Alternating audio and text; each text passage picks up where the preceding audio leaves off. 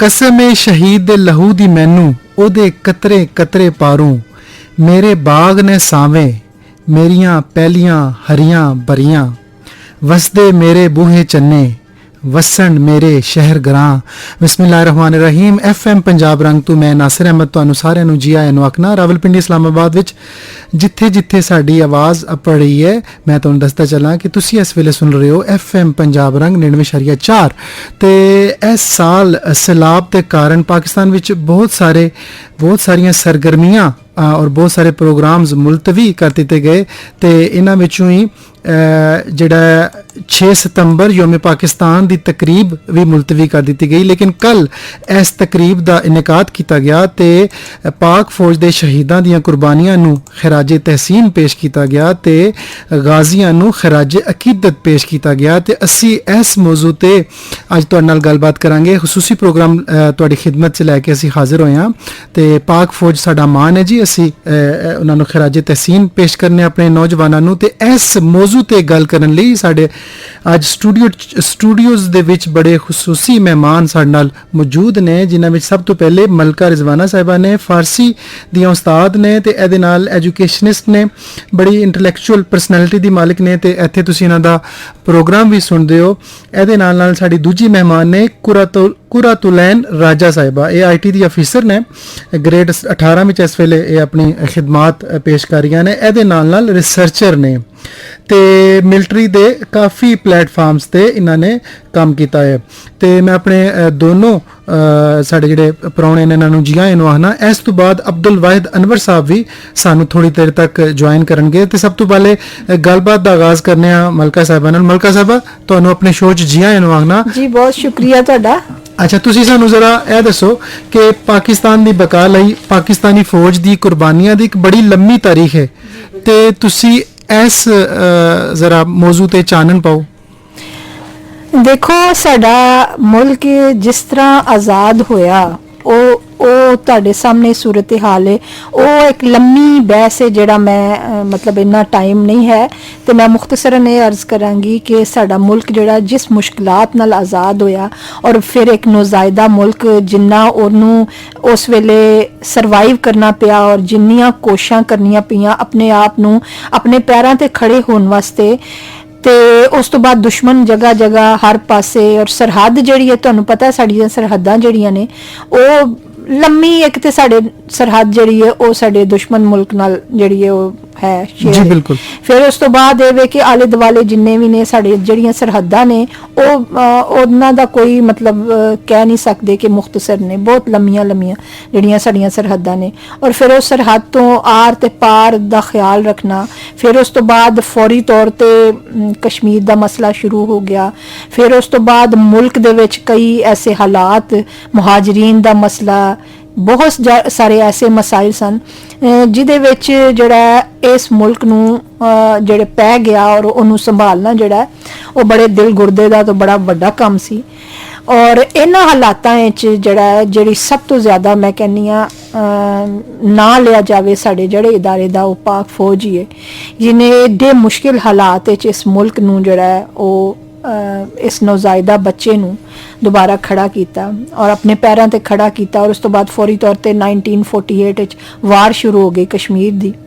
ਔਰ ਫਿਰ ਇਹਨਾਂ ਹਾਲਾਤ, ਫਿਰ ਇਹ ਸਿਲਸਿਲਾ ਜਿਹੜਾ ਹੈ ਇਹ ਰੁਕ ਨਹੀਂ ਗਿਆ ਬਲਕਿ ਜਾਰੀ ਰਿਹਾ, ਕਿਉਂਕਿ ਜਦੋਂ ਵੀ ਦੁਸ਼ਮਣ ਨੂੰ ਮੌਕਾ ਮਿਲਿਆ ਉਹਨੇ ਮੁਖਤਲਿਫ ਤਰੀਕਿਆਂ ਨਾਲ, ਮੁਖਤਲਿਫ ਹੀਲਿਆਂ ਬਹਾਨਿਆਂ ਦੇ ਨਾਲ ਜਿਹੜਾ ਇਸ ਮੁਲਕ ਤੇ ਕੰਟਰੋਲ ਹਾਸਿਲ ਕਰਨ ਦੀ ਕੋਸ਼ਿਸ਼ ਕੀਤੀ ਔਰ ਕਿਹਾ ਕਿ ਦੁਬਾਰਾ ਅਸੀਂ ਇਹਨੂੰ ਆਪਣੇ ਨਾਲ ਹੜੱਪ ਕਰ ਲਈਏ। ਲੇਕਿਨ ਇਹ ਉਹਨਾਂ ਦਾ ਮਨਸੂਬਾ ਜਿਸ ਤਰ੍ਹਾਂ ਫੇਲ ਕੀਤਾ ਪਾਕ ਫੌਜ ਨੇ, ਆਪਣੀ ਮਿਸਾਲ ਆਪ ਹੈ। ਫਿਰ ਮੁਹਾਜਰੀਨ ਦੀ ਕੈਂਪਿੰਗ, ਉਹਨਾਂ ਨੂੰ ਜਿਹੜਾ ਆਪਣੇ ਜਗ੍ਹਾ ਉਹਨਾਂ ਨੂੰ ਦੇਣਾ ਔਰ ਉਹਨਾਂ ਨੂੰ ਆਪਣੇ ਸੈੱਟ ਕਰਨਾ, ਇਹ ਵੀ ਇੱਕ ਬਹੁਤ ਮੁਸ਼ਕਿਲ ਮਰਹਲਾ ਸੀ। ਫਿਰ ਉਹਨਾਂ ਦਵਾਈਆਂ ਦਾ, ਜ਼ਾਹਿਰ ਹੈ ਜਦੋਂ ਇੰਨੇ ਲੋਕ ਆ ਗਏ ਨੇ, ਉਹਨਾਂ ਦਾ ਦਵਾਈਆਂ ਦਾ, ਰਿਹਾਇਸ਼ ਦਾ, ਖਾਣੇ ਦਾ, ਇਹਨਾਂ ਸਾਰੀਆਂ ਚੀਜ਼ਾਂ ਵਿੱਚ ਜਿੰਨੀ ਪਾਰਟਿਸਿਪੇਸ਼ਨ ਪਾਕ ਫੌਜ ਦੀ ਹੈ, ਮੇਰਾ ਖਿਆਲ ਹੈ ਉਹ ਕਿਸੇ ਹੋਰ ਇਦਾਰੇ ਦੀ ਨਹੀਂ ਹੋ ਸਕਦੀ। ਬਿਲਕੁਲ ਤੁਸੀਂ ਸਹੀ ਫਰਮਾਇਆ। ਜਿਹੜੇ ਲੋਕੀ ਸਾਨੂੰ ਹੁਣੇ ਰੇਡੀਓ ਟਿਊਨ ਕੀਤਾ ਸਾਨੂੰ ਸੁਣ ਰਹੇ ਨੇ, ਮੈਂ ਤੁਹਾਨੂੰ ਦੱਸਦਾ ਚੱਲਾਂ ਕਿ ਅੱਜ ਅਸੀਂ ਗੱਲ ਕਰ ਰਹੇ ਹਾਂ ਪਾਕ ਫੌਜ ਦੇ ਹਵਾਲੇ ਨਾਲ, ਖਸੂਸੀ ਖਿਰਾਜ ਤਹਿਸੀਨ ਪੇਸ਼ ਕਰ ਰਹੇ ਹਾਂ ਆਪਣੇ ਸ਼ਹੀਦਾਂ ਤੇ ਗਾਜ਼ੀਆਂ ਨੂੰ।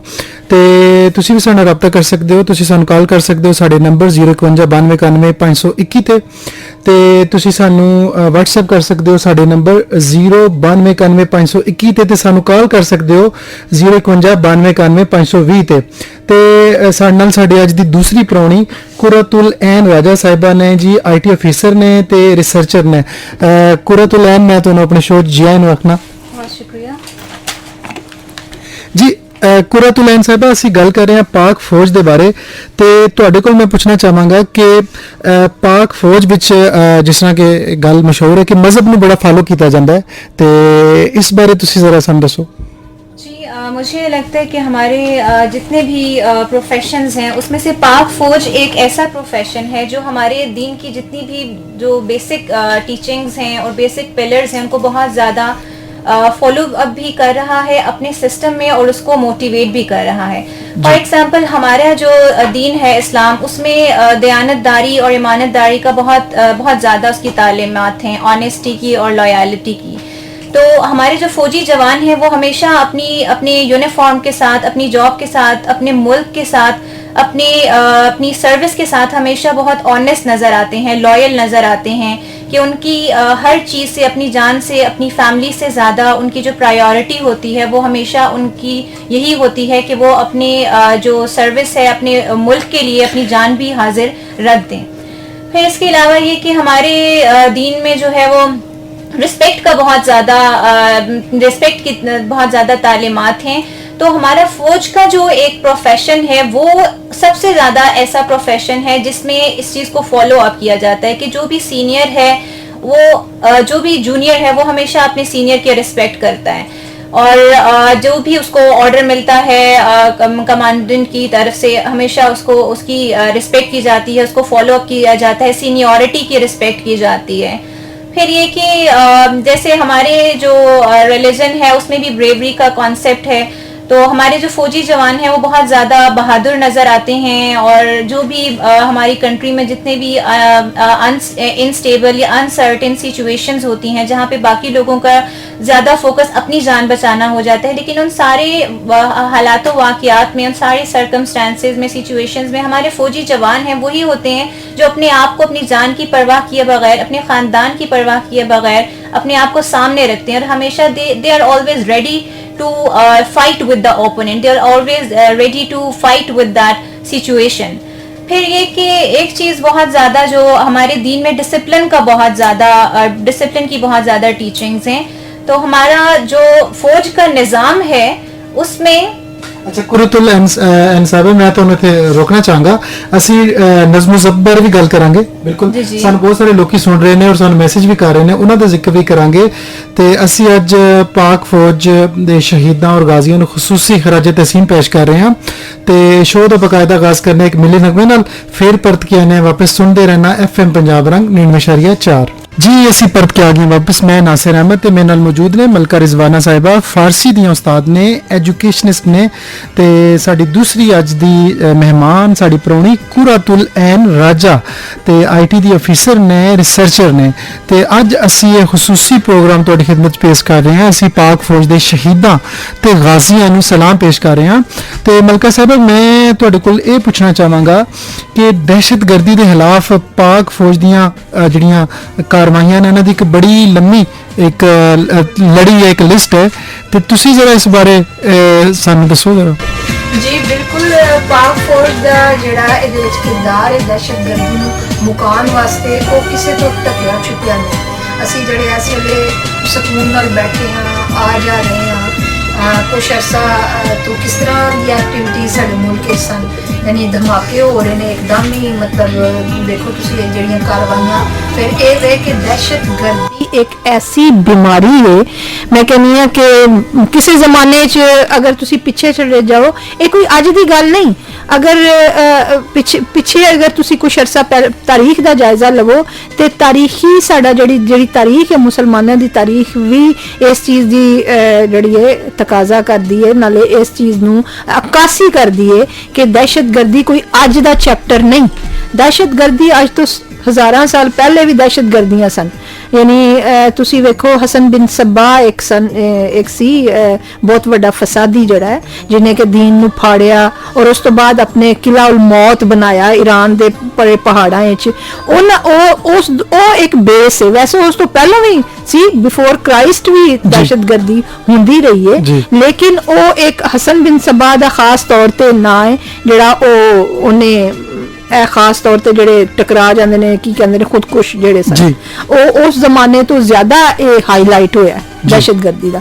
ਫਿਰ ਜਦੋਂ ਪਾਕਿਸਤਾਨ ਬਣਿਆ, ਤੁਹਾਨੂੰ ਪਤਾ ਹੈ ਕਿ ਪਾਕਿਸਤਾਨ ਦੇ ਆਪਣੇ ਬੜੇ ਕੰਮ ਸਨ ਜਿਹੜੇ ਉਹਨੂੰ ਤਕਲੀਫਾਂ ਮੈਂ ਤੁਹਾਨੂੰ ਪਹਿਲਾਂ ਵੀ ਦੱਸਿਆ ਹੈ ਜਿਹੜਾ ਤੁਸੀਂ ਕੁਐਸਚਨ ਪੁੱਛਿਆ, ਲੇਕਿਨ ਇਹਦੇ ਨਾਲ ਨਾਲ ਪਾਕਿਸਤਾਨ ਜਦੋਂ ਬਣਿਆ ਤੇ ਬੜੇ ਲੋਕਾਂ ਨੂੰ ਤਕਲੀਫ ਹੋਈ ਹੈ ਕਿ ਬਣ ਕਿਸ ਤਰ੍ਹਾਂ ਗਿਆ। ਤੇ ਜਦੋਂ ਤਕਲੀਫ ਲੋਕਾਂ ਨੂੰ ਹੁੰਦੀ ਹੈ, ਆਲੇ ਦੁਆਲੇ ਲੋਕਾਂ ਨੂੰ, ਤੇ ਉਹ ਫਿਰ ਆਪਣੀਆਂ ਜ਼ਰੂਰ ਸ਼ਰਾਰਤਾਂ ਜਿਹੜੀਆਂ ਨੇ ਉਹ ਸ਼ੁਰੂ ਕਰਦੇ ਨੇ। ਉਹਨਾਂ ਦੀਆਂ ਸ਼ਰਾਰਤਾਂ ਦੇ ਵਿੱਚ ਸ਼ਰਾਰਤਾਂ ਯਾਨੀ ਦੂਸਰੀ ਸੂਰਤ ਵਿੱਚ ਤੁਸੀਂ ਉਹਨੂੰ ਦਹਿਸ਼ਤਗਰਦੀ ਦਾ ਨਾਂ ਕਹਿ ਸਕਦੇ ਹੋ। ਉਹ ਫਿਰ ਛੁਪ ਕੇ ਵਾਰ ਕਰਦੇ ਨੇ। ਉਹ ਫਿਰ ਸਾਡੇ ਬੰਦਿਆਂ ਨੂੰ ਜਿਹੜੇ ਵਿਚਾਰੇ ਉਹਨਾਂ ਨੂੰ ਕੋਈ ਐਸਾ ਉਹਨੂੰ ਹੈਪਨੋਟਾਈਜ਼ ਕਰਦੇ ਨੇ ਔਰ ਫਿਰ ਉਹ ਉਹਨਾਂ ਨੂੰ ਖੁਦਕੁਸ਼ ਤਰਬੀਅਤ ਦਿੰਦੇ ਨੇ, ਛੋਟੇ ਛੋਟੇ ਬੱਚਿਆਂ ਨੂੰ ਜਿਹੜਾ ਇਸ ਕੰਮ ਤੇ, ਔਰ ਫਿਰ ਜ਼ਿਆਦਾ ਸ਼ਿਕਾਰ ਕਰਦੇ ਨੇ ਜਿੱਥੇ ਹਜੂਮ ਲੋਕਾਂ ਦਾ ਹੁੰਦਾ ਹੈ, ਜਿਸ ਤਰ੍ਹਾਂ ਮਸਜਿਦਾਂ ਹੋ ਗਈਆਂ, ਸਕੂਲ ਹੋ ਗਏ, ਕਾਲਜਿਸ ਹੋ ਗਏ, ਫਿਰ ਜਿੱਥੇ ਲੋਕਾਂ ਦੀ ਖਰੀਦਾਰੀ ਜ਼ਿਆਦਾ ਹੈ, ਮੰਡੀਆਂ वो ਉੱਥੇ ਜ਼ਿਆਦਾ। ਔਰ ਇਹ ਬੜੀ ਖਤਰਨਾਕ ਚੀਜ਼ ਹੈ। ਇੱਕ ਤੇ ਸਾਹਮਣੇ ਚੀਜ਼ ਹੁੰਦੀ ਹੈ, ਉਹਦਾ ਤੁਹਾਨੂੰ ਪਤਾ ਹੁੰਦਾ ਹੈ ਕਿ ਇਸ ਵੇਲੇ ਲੜਾਈ ਆਮਨੇ ਸਾਹਮਣੇ ਵਿੱਚ, ਲੇਕਿਨ ਇਹ ਤੁਹਾਨੂੰ ਕੋਈ ਪਤਾ ਨਹੀਂ ਕਿਸ ਵੇਲੇ ਕੀ ਹਮਲਾ ਹੋ ਜਾਵੇ ਤੁਹਾਡੇ ਤੇ, ਕੋਈ ਧਮਾਕੇ ਨਾਲ ਫਟ ਜਾਏ। ਹੁਣ ਤੇ ਵੈਸੇ ਐਡਵਾਂਸ ਟੈਕਨੋਲੋਜੀ ਹੈ ਇਸ ਸਿਲਸਿਲੇ 'ਚ। ਫਿਰ ਇਹ ਬੜੀ ਇੱਕ ਤਸ਼ਵੀਸ਼ਨਾਕ ਦੀ ਗੱਲ ਸੀ, ਲੇਕਿਨ ਮੈਂ ਸ਼ਾਬਾਸ਼ ਦੇਣੀ ਹੈ ਸਾਡੇ ਪਾਕ ਆਰਮੀ ਨੂੰ ਔਰ ਉਹਨਾਂ ਦੇ ਜਵਾਨਾਂ ਨੂੰ ਕਿ ਜਿਨ੍ਹਾਂ ਨੇ ਇਸ ਚੀਜ਼ ਨੂੰ ਖਤਮ ਕਰਨ ਵਿੱਚ ਆਪਣਾ ਕਿਰਦਾਰ ਅਦਾ ਕੀਤਾ ਔਰ ਸਾਡੀਆਂ ਜਿਹੜੀਆਂ ਰਾਤਾਂ ਦੀਆਂ ਨੀਂਦਾਂ ਉੱਡੀਆਂ ਸਨ, ਅਸੀਂ ਸਕੂਨ ਨਾਲ ਸੌਂਦੇ ਹਾਂ, ਸਕੂਨ ਨਾਲ ਜਾਂਦੇ ਹਾਂ, ਆਪਣਾ ਕੰਮ ਕਰਨੇ ਆ। ਇਹ ਉਹਨਾਂ ਨੂੰ ਸ਼ਾਬਾਸ਼ ਹੈ। ਇਸ ਦੌਰਾਨ ਉਹਨਾਂ ਨੇ ਜ਼ਰਬੇ ਅਜ਼ਬ ਦੇ ਨਾਂ ਤੋਂ ਇਹਨਾਂ ਦੀਆਂ ਟ੍ਰੇਨਿੰਗਾਂ ਹੋਈਆਂ, ਫਿਰ ਵਜ਼ੀਰਿਸਤਾਨ ਵਿੱਚ ਜੋ ਕੁਛ ਹੋਇਆ, ਫਿਰ ਇਸ ਤਰ੍ਹਾਂ ਸਰਹੱਦ ਸਿੰਧ ਬਲੋਚਿਸਤਾਨ ਵਿੱਚ ਕੀ, ਇਹ ਸਾਰੇ ਵਿੱਚ ਇਹਨਾਂ ਨੇ ਆਪਣੀਆਂ ਨਾ ਸਿਰਫ ਇਹ ਕਿਰਦਾਰ ਅਦਾ ਕੀਤਾ, ਕੁਰਬਾਨੀਆਂ ਵੀ ਦਿੱਤੀਆਂ। ਬੜੇ ਮੇਜਰ, ਬੜੇ ਕਰਨਲ, ਬੜੇ ਸਾਡੇ ਫੌਜ, ਪਾਕ ਫੌਜ ਦੇ ਬੜੇ ਬੜੇ ਰੈਂਕ ਵਾਲੇ ਜਿਹੜੇ ਆਫੀਸਰ ਸਨ ਉਹ ਸ਼ਹੀਦ ਵੀ ਹੋਏ। ਇਹ ਤੁਹਾਡੇ ਸਾਹਮਣੇ ਹੀ ਹੈ, ਅਸੀਂ ਆਏ ਦਿਨ ਹੀ ਸੁਣਦੇ ਹਾਂ। ਔਰ ਅਸੀਂ ਜਿਹੜੇ ਉਹ ਸਾਨੂੰ ਸਕੂਨ ਦੇਣ ਦੀ ਖਾਤਰ ਉਹਨਾਂ ਨੇ ਆਪਣਾ ਬਿਲਕੁਲ ਅਸੀਂ ਆਪਣੇ ਫੌਜੀ ਜਵਾਨਾਂ ਨੂੰ ਸਲਾਮ ਪੇਸ਼ ਕਰਨੇ ਆ ਕਿ ਉਹਨਾਂ ਨੇ ਆਪਣੀ ਜਾਨਾਂ ਦਾ ਨਜ਼ਰਾਨਾ ਪੇਸ਼ ਕਰਕੇ ਤੇ ਦਹਿਸ਼ਤਗਰਦੀ ਦੇ ਇਸ ਮਰਜ਼ ਤੋਂ ਸਾਡੀ ਆਵਾਮ ਦੀ ਜਿਹੜੀ ਜਾਨ ਛੁਡਾਈ ਹੈ। ਤੇ ਮੈਂ ਆਪਣੇ ਸੁਣਨ ਵਾਲਿਆਂ ਨੂੰ ਦੱਸਦਾ ਚੱਲਾਂ ਕਿ ਸਾਡੇ ਇਸ ਸ਼ੋਅ ਦੇ ਤੀਜੇ ਮਹਿਮਾਨ ਡਾਕਟਰ ਅਬਦੁਲ ਵਾਹਿਦ ਅਨਵਰ ਸਾਹਿਬ ਵੀ ਸਾਡੇ ਸਟੂਡੀਓਜ਼ 'ਚ ਤਸ਼ਰੀਫ ਲਾਏ ਨੇ। ਫਿਜ਼ਿਕਸ ਦੇ ਉਸਤਾਦ ਨੇ, ਰਿਸਰਚਰ ਨੇ ਤੇ ਹੋਮਿਓਪੈਥਿਕ ਦੇ ਵੀ ਡਾਕਟਰ ਨੇ, ਯਾਨੀ ਕਿ PhD ਡਾਕਟਰ ਵੀ ਨੇ ਤੇ ਹੋਮਿਓਪੈਥਿਕ ਤੇ ਵੀ ਡਾਕਟਰ ਨੇ। ਤੇ ਡਾਕਟਰ ਸਾਹਿਬ ਅਸੀਂ ਅੱਜ ਗੱਲ ਕਰ ਰਹੇ ਹਾਂ ਪਾਕ ਫੌਜ ਦੇ ਸ਼ਹੀਦਾਂ ਦੀਆਂ ਕੁਰਬਾਨੀਆਂ ਨੂੰ ਖਿਰਾਜ ਤਹਿਸੀਨ ਪੇਸ਼ ਕਰ ਰਹੇ ਹਾਂ ਤੇ ਗਾਜ਼ੀਆਂ ਨੂੰ ਖਿਰਾਜ ਅਕੀਦਤ ਪੇਸ਼ ਕਰ ਰਹੇ ਹਾਂ। ਤੇ ਮੈਂ ਤੁਹਾਨੂੰ ਜੀ ਆਇਆਂ ਨੂੰ ਵੀ ਕਹਿਣਾ ਤੇ ਤੁਸੀਂ ਇਸ ਮੌਜੂ ਦੇ ਆਪਣੇ ਵਿਚਾਰਾਂ ਦਾ ਜਿਹੜਾ ਜ਼ਰਾ ਇਜ਼ਹਾਰ ਖਿਆਲ ਕਰੋ। ਜੀ ਵਾਲੇਕੁਮ ਅਸਲਾਮ। ਤੇ ਜਿਹੜੇ ਮੈਨੂੰ ਸਾਰੇ ਜਿਹੜੇ ਦੋਸਤ ਬਾਪ ਸੁਣਨ ਨੇ, ਜਿਹੜੇ ਸਾਮੀਨ ਨੇ, ਉਹਨਾਂ ਸਾਰਿਆਂ ਨੂੰ ਸਲਾਮ ਵੀ। ਤੇ ਅੱਲਾਹ ਤਾਲਾ ਇਸ ਮੁਲਕ ਦੇ ਵਿੱਚ ਅਮਨ ਔਰ ਸਲਾਮਤੀ ਦਾ ਮਾਮਲਾ ਜਿਹੜਾ ਹੈ ਉਹ ਭਰਪੂਰ ਫਰਮਾਵੇ ਤੇ ਅੱਲਾਹ ਤਾਲਾ ਇਸ ਮੁਲਕ ਦੀ ਹਿਫਾਜ਼ਤ ਫਰਮਾਵੇ। ਆਮੀਨ। ਤੇ ਇਹ ਅੱਲਾਹ ਤਾਲਾ ਦਾ ਖਾਸ ਫਜ਼ਲ ਹੈ ਸਾਡੇ ਤੇ ਕਿ ਜਿਸ ਟਾਈਮ ਪਾਕਿਸਤਾਨ ਬਣਿਆ ਤੇ ਮੁਸ਼ਕਲਾਤ ਸ਼ੁਰੂ ਦਿਨ ਤੋਂ ਸਨ, ਯਾਨੀ ਕਿ ਇੱਕ ਐਸਾ ਮੁਲਕ ਦੇਖੋ ਬਣਦਾ ਹੈ ਕਿ ਜਿਸ ਦੇ ਵਿੱਚ ਸ਼ੁਰੂ ਤੋਂ ਹੀ ਕੁਰਬਾਨੀਆਂ ਲੱਗ ਰਹੀਆਂ ਨੇ, ਜਾਨਾਂ ਦੀ ਕੁਰਬਾਨੀਆਂ ਲੱਗ ਰਹੀਆਂ ਨੇ, ਉਸ ਮਾਲ ਦੀ ਕੁਰਬਾਨੀ ਲੱਗ ਰਹੀ ਹੈ, ਲੋਕ ਹਿਜਰਤ ਕਰਕੇ ਆ ਰਹੇ ਨੇ। ਤੇ ਪਾਕਿਸਤਾਨ ਦੀ ਜਿਹੜਾ ਅਗਰ ਤੁਸੀਂ ਦੇਖੋਗੇ ਜਿਸ ਟਾਈਮ ਪਾਕਿਸਤਾਨ ਬਣਿਆ ਤੇ ਪਾਕਿਸਤਾਨ ਦਾ ਜਿਹੜਾ ਵਜੂਦ ਹੈ, ਤੇ ਜਿਸ ਤਰ੍ਹਾਂ ਮੈਡਮ ਗੱਲ ਕਰ ਰਹੇ ਸਨ ਕਿ ਸਾਡਾ ਜਿਹੜਾ ਵਜੂਦ ਹੈ ਕਾਫੀ ਲੋਕਾਂ ਨੂੰ ਖਟਕਦਾ ਹੈ। ਅਸੀਂ ਜਿਸ ਤਰ੍ਹਾਂ ਪਾਕਿਸਤਾਨ ਲੈ ਤੁਸੀਂ ਅਗਰ ਹਿਸਟਰੀ ਦੇਖੋਗੇ ਤੇ ਇੱਕ ਉਸ ਟਾਈਮ ਜਿਹੜਾ ਮੁਤਾਲਬਾ ਸੀ ਤੇ ਉਸ ਟਾਈਮ ਲੋਕ ਹੱਸਦੇ ਸਨ ਕਿ ਇਹ ਕਿਸ ਤਰ੍ਹਾਂ ਮੁਮਕਿਨ ਹੈ ਕਿ ਤੁਸੀਂ ਪਾਕਿਸਤਾਨ ਲੈ ਲਓਗੇ, ਲੇਕਿਨ ਅੱਲਾਹ ਤਾਲਾ ਨੇ ਸਾਨੂੰ ਉੱਥੇ ਵੀ ਕਾਮਯਾਬ ਕੀਤਾ। ਤੇ ਜਿਹੜਾ ਸਾਡਾ ਇੱਕ ਨਜ਼ਰੀਆ ਸੀ ਉਹ ਇਤਨਾ ਮਜ਼ਬੂਤ ਨਜ਼ਰੀਆ ਸੀ ਕਿ ਅੱਲਾਹ ਤਾਲਾ ਨੇ ਸਾਨੂੰ ਪਾਕਿਸਤਾਨ ਦਿੱਤਾ। ਤੇ ਜਿਸ ਟਾਈਮ ਪਾਕਿਸਤਾਨ ਬਣਿਆ ਤੇ ਉਸ ਤੋਂ ਬਾਅਦ ਵੀ ਅਗਰ ਦੇਖੋ ਤੇ ਸਾਜ਼ਿਸ਼ ਦਾ ਸਿਲਸਿਲਾ ਉਹ ਚੱਲ ਰਿਹਾ ਹੈ ਤੇ ਹਜੇ ਵੀ ਜਿਹੜੇ ਲੋਕ ਨੇ ਉਹ ਚਾਹੁੰਦੇ ਨੇ ਕਿ ਇਸ ਮੁਲਕ ਦੀ ਸਰਹੱਦਾਂ ਨੂੰ ਕਮਜ਼ੋਰ ਕੀਤਾ ਜਾਏ। ਤੇ ਇੱਕ ਸਿੱਧੀ ਜੀ ਗੱਲ ਹੈ ਕਿ ਜਿਸ ਮੁਲਕ ਦੀ ਅਗਰ ਤੁਸੀਂ ਚਾਹੁੰਦੇ ਹੋ ਕਿ ਅਗਰ ਫੌਜ ਨਾਲ ਤੁਸੀਂ ਬਰਾਹ ਰਾਸਤ ਨਾਲ ਲੜ ਸਕੋ ਤੇ ਤੁਸੀਂ ਫਿਰ ਇਸ ਤਰ੍ਹਾਂ ਦੇ ਫਸਾਦ ਪੈਦਾ ਕਰਦੇ ਹੋ, ਮੁਸ਼ਕਿਲਾਂ ਪੈਦਾ ਕਰਦੇ ਹੋ ਕਿ ਲੋਕ ਪੈਦਾ ਕਰਦੇ ਨੇ ਜਿਹੜੇ ਐਸੇ ਅਨਾਸਰ ਹੁੰਦੇ ਨੇ ਜਿਹੜੀ ਮੁਸ਼ਕਿਲਾਂ ਪੈਦਾ ਕਰਦੇ ਨੇ ਤਾਂ ਕਿ ਲੋਕ ਕਿਸੇ ਤਰੀਕੇ ਨਾਲ ਆਪਣੀ ਫੌਜ ਦੇ ਮੁਤਲਕ ਕਮਜ਼ੋਰ ਹੋ ਜਾਣ। ਲੇਕਿਨ ਅਸੀਂ ਇਸ ਤਰ੍ਹਾਂ ਦਾ ਨਹੀਂ, ਅਲਹਮਦੁਲਿਲਾ ਅਸੀਂ ਚਾਹੁੰਦੇ ਹਾਂ ਕਿ ਸਾਡੀ ਫੌਜ ਜਿਹੜੀ ਹੈ ਮਜ਼ੀਦ ਤਰੱਕੀ ਕਰੇ ਤੇ ਉਹ ਮਜ਼ਬੂਤ ਵੀ ਹੈ। ਤੇ ਜਿਸ ਤਰ੍ਹਾਂ ਦੀ ਇਹ ਸਾਜ਼ਿਸ਼ਾਂ ਨੇ ਇਹਨਾਂ ਸਾਜ਼ਿਸ਼ਾਂ ਦੇ ਮੁਤਲਕ ਅਗਰ ਦੇਖਿਆ ਜਾਏ ਸਾਡੀ ਫੌਜ ਲੜ ਵੀ ਰਹੀ ਹੈ, ਉਹ ਚਾਹੇ ਦਹਿਸ਼ਤਗਰਦੀ ਦੀ ਜੰਗ ਹੋਵੇ ਜਾਂ ਅਗਰ ਤੁਸੀਂ ਇੰਟਰਨੈਸ਼ਨਲ ਮਹਾਜ਼ ਤੇ ਦੇਖ ਲਓ ਤਾਂ ਜਿਹੜੀ ਸਾਡੀ ਆਰਮੀ ਹੈ ਉਸ ਆਰਮੀ ਦਾ ਇੱਕ ਨਾਂ ਹੈ। ਮੈਂ ਇੱਕ ਕਰੰਟ ਜਿਹੜੀ ਮੌਜੂਦਾ ਮਿਸਾਲ ਇੱਕ ਦੇ ਦਿਆਂ ਕਿ ਜਿਸ ਤਰ੍ਹਾਂ ਹੁਣ ਫੀਫਾ ਦਾ ਇੱਕ ਵਰਲਡ ਕੱਪ ਦਾ ਇੱਕ ਇਵੈਂਟ ਇੰਟਰਨੈਸ਼ਨਲ ਤੇ ਉੱਥੇ ਵੀ ਜਿਸ ਟਾਈਮ ਸਿਕਿਉਰਿਟੀ ਦੀ ਗੱਲ ਹੋਈ ਤੇ ਅਲਹਮਦੁਲਿਲਾ ਸਾਡੀ ਪਾਕ ਫੌਜ ਬੜੇ ਇਜ਼ਾਜ਼ ਦੇ ਨਾਲ ਗਈ ਤੇ ਦੁਨੀਆ 'ਚ ਮੰਨਿਆ ਗਿਆ ਹੈ, ਇਹਨੂੰ ਸਮਝਿਆ ਗਿਆ ਹੈ ਕਿ ਜਿਸ ਟਾਈਮ ਸਿਕਿਉਰਿਟੀ ਦਾ ਮਸਲਾ ਹੋਏ ਤੇ ਪਾਕ ਫੌਜ ਇੱਕ ਅੱਛੀ ਤੇ ਇੱਕ ਉਮਦਾ ਫੌਜ ਹੈ ਜਿਹੜੀ ਇਸ ਕੰਮ ਨੂੰ ਬੜੇ ਤਰੀਕੇ ਨਾਲ ਅਹਿਸਨ ਤਰੀਕੇ ਦੇ ਨਾਲ ਸਰ ਅੰਜਾਮ ਦੇ ਸਕਦੀ ਹੈ ਤੇ ਇਹ ਸਾਡਾ ਮਾਣ ਵੀ ਹੈ। ਤੇ ਇਹ ਕਿਸ ਤਰ੍ਹਾਂ ਹੋ ਸਕਦਾ ਹੈ ਕਿ ਸਾਡੇ ਮੁਲਕ ਦੀ ਗੱਲ ਹੋਏ ਤੇ ਅਸੀਂ ਪਾਕ ਫੌਜ ਦੀ ਗੱਲ ਨਾ ਕਰਾਂ, ਪਾਕ ਫੌਜ ਦੀ ਖਿਦਮਤ ਨੂੰ ਭੁੱਲ ਜਾਈਏ ਅਸੀਂ ਤੇ ਅਸੀਂ ਜੀ ਬਿਲਕੁਲ ਵਾਹਿਦ ਸਾਹਿਬ ਤੁਸੀਂ ਬੜਾ ਚੰਗਾ ਦੱਸਿਆ ਕਿ ਪਾਕ ਫੌਜ ਦੀ ਸ਼ੋਹਰਤ ਨਾ ਸਿਰਫ ਪਾਕਿਸਤਾਨ ਬਲਕਿ ਪੂਰੀ ਦੁਨੀਆ 'ਚ ਕਾਇਮ ਹੈ। ਤੇ ਗੱਲ ਹੋ ਰਹੀ ਹੈ ਜੀ ਕੁਰਬਾਨੀ ਦੀ, ਮੈਡਮ ਨੇ ਵੀ ਕੁਰਬਾਨੀ ਦਾ ਜ਼ਿਕਰ ਕੀਤਾ ਕਿ ਪਾਕ ਫੌਜ ਨੇ ਬੜੀਆਂ ਕੁਰਬਾਨੀਆਂ ਦਿੱਤੀਆਂ ਨੇ ਤੇ ਇੱਥੇ ਅਮਨ ਕਾਇਮ ਹੋਇਆ ਹੈ। ਕੁਰਾਤੁਲ ਐਨ ਰਾਜਾ ਸਾਹਿਬਾ, ਮੈਂ ਤੁਹਾਡੇ ਕੋਲ ਪੁੱਛਣਾ ਚਾਹਾਂਗਾ ਜਿਹੜਾ ਪਾਕ ਫੌਜ 'ਚ ਕੁਰਬਾਨੀ ਦਾ ਕਲਚਰ ਹੈ ਇਸ ਬਾਰੇ ਤੁਹਾਡੇ ਕੀ ਵਿਚਾਰ ਨੇ? जी मेरा भी यही ख्याल है कि ये पाक फ़ौज का हमारा जो इदारा है, ये जो प्रोफेशन है, इसमें ये सबसे ज़्यादा कुर्बानियाँ देने में आगे आगे होता है हमेशा।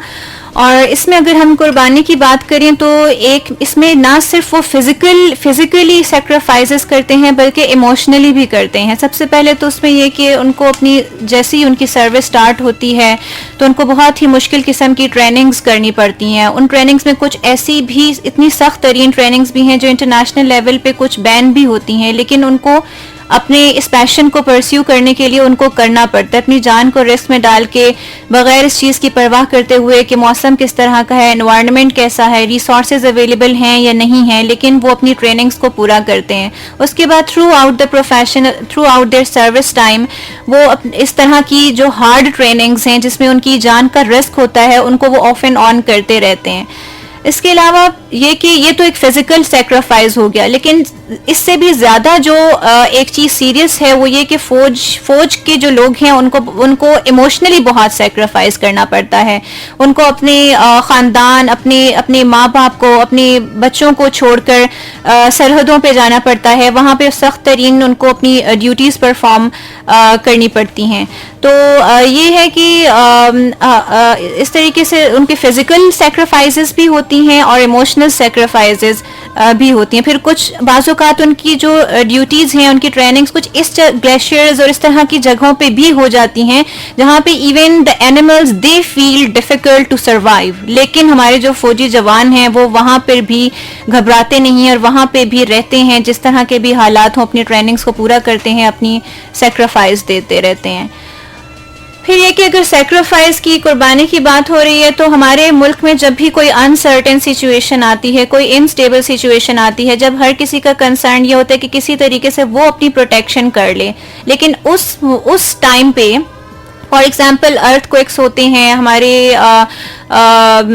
ये सैलाब होते हैं, इसके अलावा कुदरती आफात होते हैं, जो भी अनसर्टेन सिचुएशंस होती हैं उसमें हमेशा से फौज का ही एक इदारा है, फौजी जवान ही होते हैं जो आगे होते हैं और जो अपनी जान को, अपनी फैमिलीज को, अपने पर्सनल कंसर्न्स को बिल्कुल एक साइड पे रख के हमेशा जो है वो अपनी आवाम के लिए जो है वो अपनी खिदमत पेश करने के लिए हमेशा हाजिर होते हैं। जी बिल्कुल कुरातुल ऐन राजा साहब तुसी बड़ा अच्छा फरमाया।